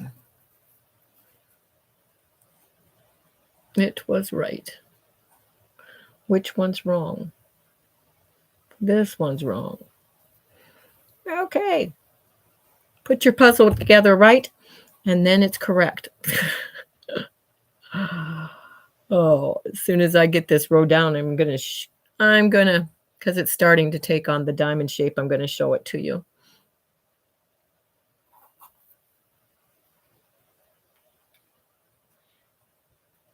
One more. And I don't know why, unless they're hiding from me someplace, that I don't have enough. Don't have enough blocks made. So I'm going to have to make a few more. I miscounted. But you can kind of see how it's going to have that diamond coming out and radiating from the middle to the sides. Shouldn't talk behind my board. Should talk so you can hear me. But it's starting to take shape. But that is the next block. But I'm going to lay it up there because I did not count right. And I only have half of the blocks needed for that one. That's not nice. So I have a bunch more to make. So we will sit here and see what we have. It was supposed to, okay, we read that. Vortex. I'm caught up in the chat. So now that I'm going to plot those on there, though, so I know where they are and I don't lose them. See if there's anything on my, I have a little list here on what I was supposed to cover. See if there's anything that I forgot. Or what I can do is I can go over what was discussed in the beginning. And that was that I'm presently still working on The Long Time Gone. Which, and you can see, I will point out which block I'm currently piecing, and it's this one right there. But that is the entire quilt, which she doesn't give a good, that's not a good photograph of the quilt, and you can only see part of it on the cover. So, but yeah, there's just no place that there is a good photo of the completed quilt. I mean, it's even difficult to look at that and try and figure out where the placement is of all these. But it's just, yeah, it is not an easy quilt at all. And it's one of those that gives you the cutting instructions and a picture. So it's not a beginner-friendly quilt. I would not call it an intermediate quilt. It is an advanced quilt pattern, because if you don't know construction of blocks and stuff, it gives no instructions on how to put the block together. You have to know and do that yourself by just looking at the pictures.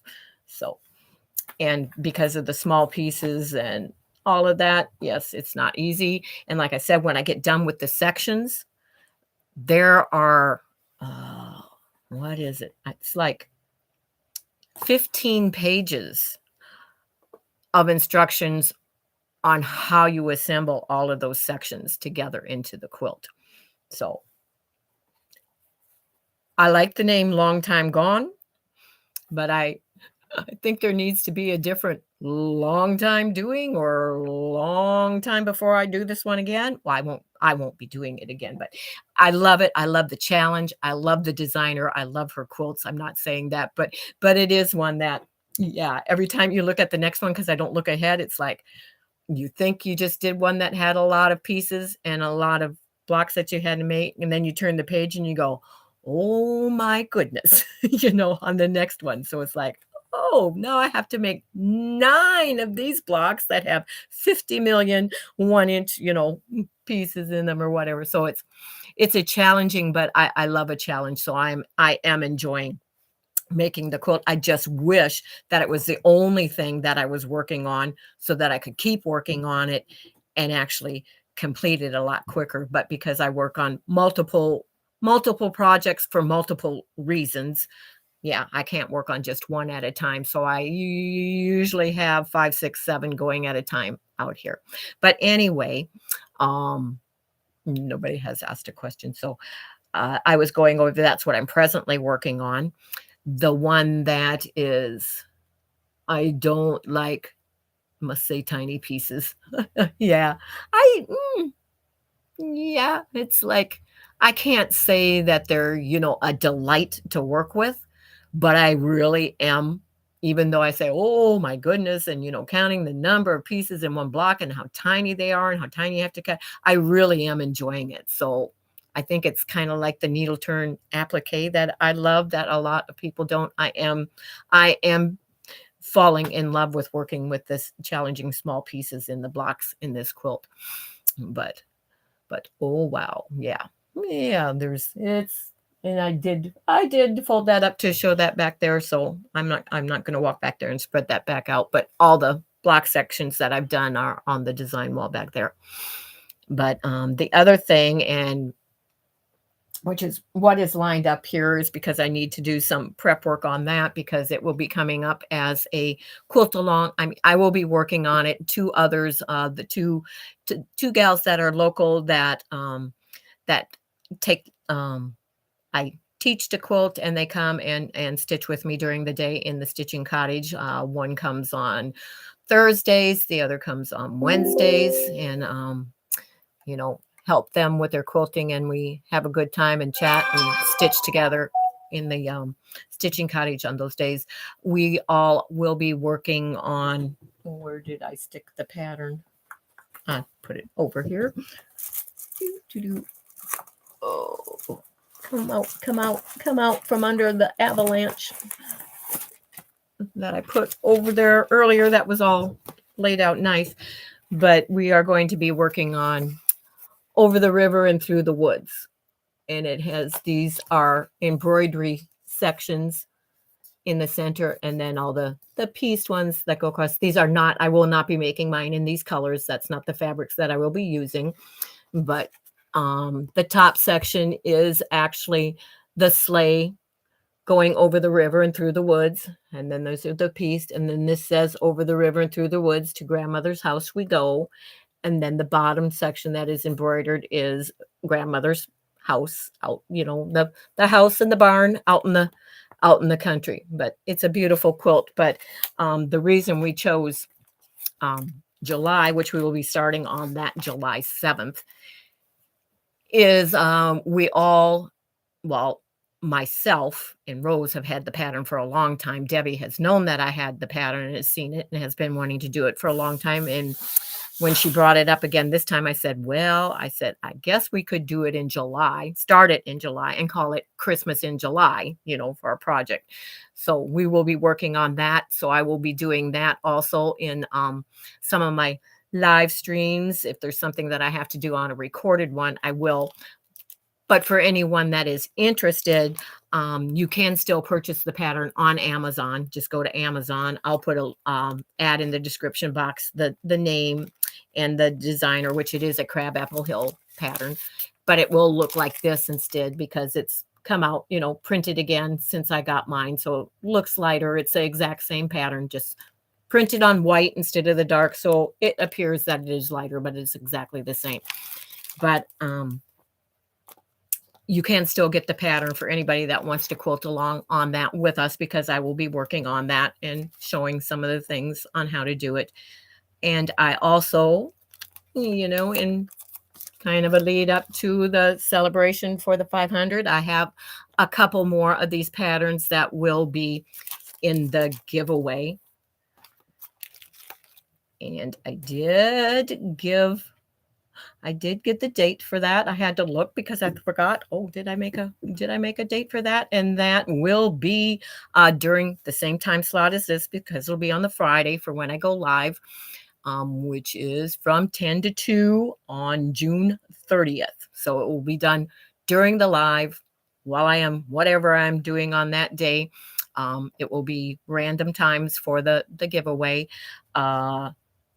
The only thing that I will say is I will be changing the requirements for the length of time on that live video, which I did change it for this one because when it's a longer period of time to um to help control those those things call that starts with the T that can jump into the chat and stuff that we don't want. I did change it to a little longer period of time that you have to be a subscriber because some of those won't take the time to wait to go and subscribe and come back. But on the day of the um, giveaway, it will also be a longer period of time because I want it to be for those that have been around with me, got me to the 500, and have been subscribed for a while. So that will be a longer period of time that you will have had to be a subscriber. I don't want somebody to just pop on and subscribe because they found out it was a giveaway. I want those that have been here to be the ones that are eligible in receiving the items that I will be giving away.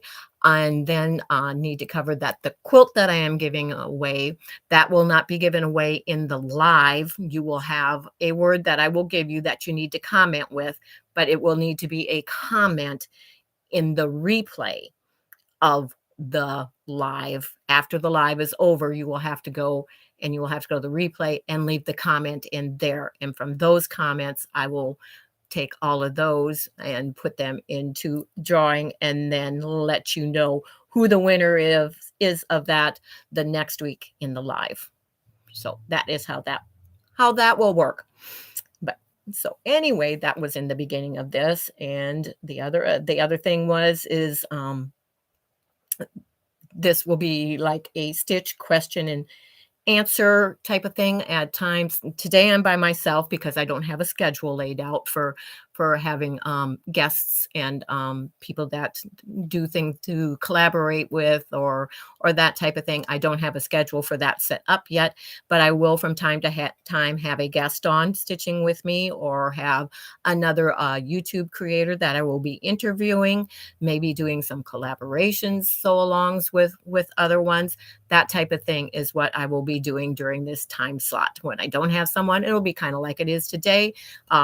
You'll get me, and then it will be on just the YouTube format. When it is that I have a guest or somebody, I will be doing that on Zoom, streaming it to YouTube, because that's the only way I have of getting somebody to join me in the chat.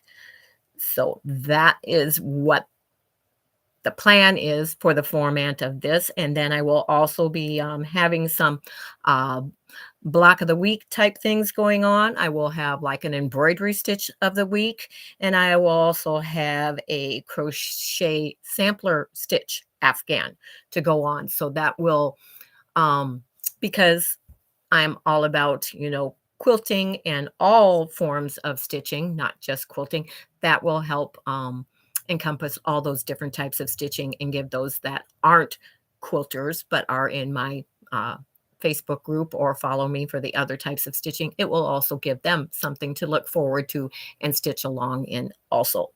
So that is the plan. That's what the format will be, and that is how things will come about. And we'll always try and let you know on the week that I'm on what will be coming up the next week so that you can be prepared and know and just have an idea of what's going to be going on in the Stitching Cottage each and every week during this time frame.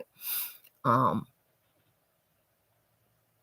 don't like tiny pieces. Oh, wow. I don't mind doing small piece projects. It is good to switch it up, though. Yes, I like going from one thing to the other. And like when I say other projects too, yeah, I have different forms of stitching going on at all times also. So when I get bored or tired of one, I can pop to another. But like I say, it's also because I'm usually doing something on that for another group or something, why I also have so many going at once.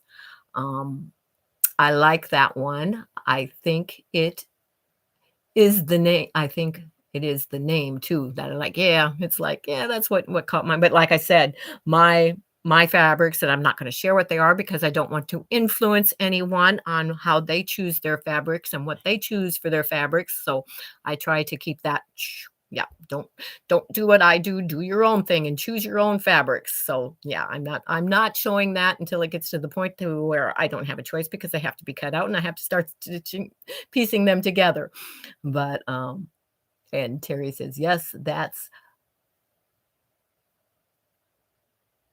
a good idea. Extend the time." Okay. Okay, yeah.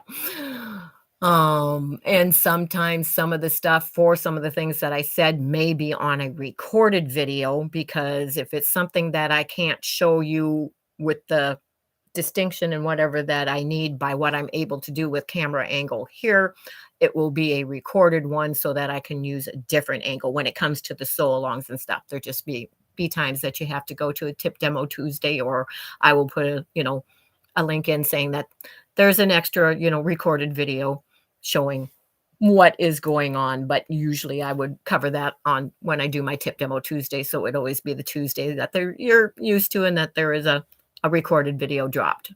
So that you know where to look for it without having to look too many places. I like to keep things sweet and simple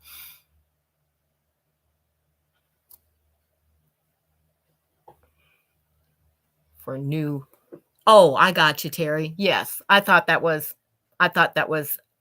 a good way to not have to control that without total total control, if you know what I mean, but to yeah, it's like yeah, it's like, yeah, we'll just say that that's how I'm doing it so that it's, keeping it going to the ones that have been here with me, getting me to the 500 mark, and then, like I said, there will be another one at, another milestone number of subscribers. So it won't exclude anyone. It's just, trying to keep it in that first 500 realm for the first giveaway. So, and unless anyone has any other questions, like I say, I'm scheduled for until 2 o'clock, but I don't have to go until 2 o'clock. I think that has covered everything. And when I'm talking about the crochet sampler, yeah, stitch Afghan, it will be like, a row to row, or, you'll be doing one type of stitch so you can learn those that are interested in learning different crochet stitches and that it would be like changing, like every 3 or 5 rows or alternating and whatever different stitches in the rows. So that's how that will be a sampler Afghan of different stitches and learning different stitches along the way. And the embroidery stitch of the week, there's a lot of people that like to do a yearly sampler, and they will be able to partition their fabric, whatever they want to use, however they want to do it, whether they want to do it in the form of a stitching book or just one great big square that they section it out to be able to do. It'll be a different embroidery stitch each week for that. And the block of the week will be they may not even all be the same size. It may be, that we make a block of the week or something like that, and not probably won't be every week because depending on the time and how extensive the block, or there may just be some tips on it, not always beginning to end on teaching it, but we'll have a block of the week for everybody to join in also. And then at the end, have fun seeing how everybody decides to put theirs together. Hello, Gladys. Yes, you're late. I'm getting ready to end, but that's okay. No problem. You're here. I've been doing a lot of stitching, and if there's anything that you missed, everything that I just went over, if you came in on the tail end of that, Gladys, you can go back and just watch the very beginning of this if you want to in the replay, and you'll catch all the information in there on what I plan on doing during this time frame every week, and a little bit about a giveaway coming up that you might want to know that information. So you will at least want to go back and watch that so that for June 30th is when the giveaway will be during this time slot, the 10 to 2, randomly dropped in while I am doing whatever stitching or whatever whatever I am working on that date, along with some of you that it may be something that you have that you can do along, or make sure that you always have that beverage and snack of your choice and pull out some stitching that you want to work on while we chat. It'll be great. And that's what we call us a quilting stitching bee, because we're not able to be together in one spot, but virtually we can all be together and having a great time stitching together and having a good chat and pretending like it's the olden days and we're sitting around a frame and all working together. But that's my plan, and I'm sticking to it for now. So thank you everyone that has joined me today. If no one has any other questions, I'm going to go ahead, give you time to say goodbye. Thank you. See you later on another live. I'm sure we will. We end up playing in the same circle, or the same sandbox, as some may call it. Patty G, that's awesome. And I will catch your message and get that information in the description box, which is how you can order the rose pin cushions, wrist pin. That didn't come out right. I hope nobody heard that. The wrist rose pin cushions that Yo Patty G makes. Slow down on that one and enunciate right. I don't see anyone laughing, so maybe I'm the only one that caught what really came out there. But thank you to Beverly, Kathy, Terry. I think Tracy was in here earlier. Hopefully I didn't miss any of my moderators. Thank you so much for hopping on with me today and helping out in that. It is gorgeous. Yes, it is. But thank you. And I need to message some of you moderators in a bit and get some information. But hello, Carol, that's still there. Thank you. Bye-bye. But take care, everyone, and I will see you again next Friday, hopefully. Don't forget about my Tip Demo Tuesday in between there. Watch that. It's recorded. Always try to have some good information on there as well. But take care. Thank you, everyone, for coming over and joining in on stitching with me during this time. And don't forget, have that little pad next to you. If there's a question that you want answered or something you'd like to see, jot it down and let me know next week when we're together again. And I'll see what I can do about getting that information if I don't know it to you, and being able to answer it live if I do. So take care, everybody. Have a great weekend. Thanks again. Bye-bye. Oh, I almost forgot. Remember, in the meantime, I can keep you in stitches. Bye-bye.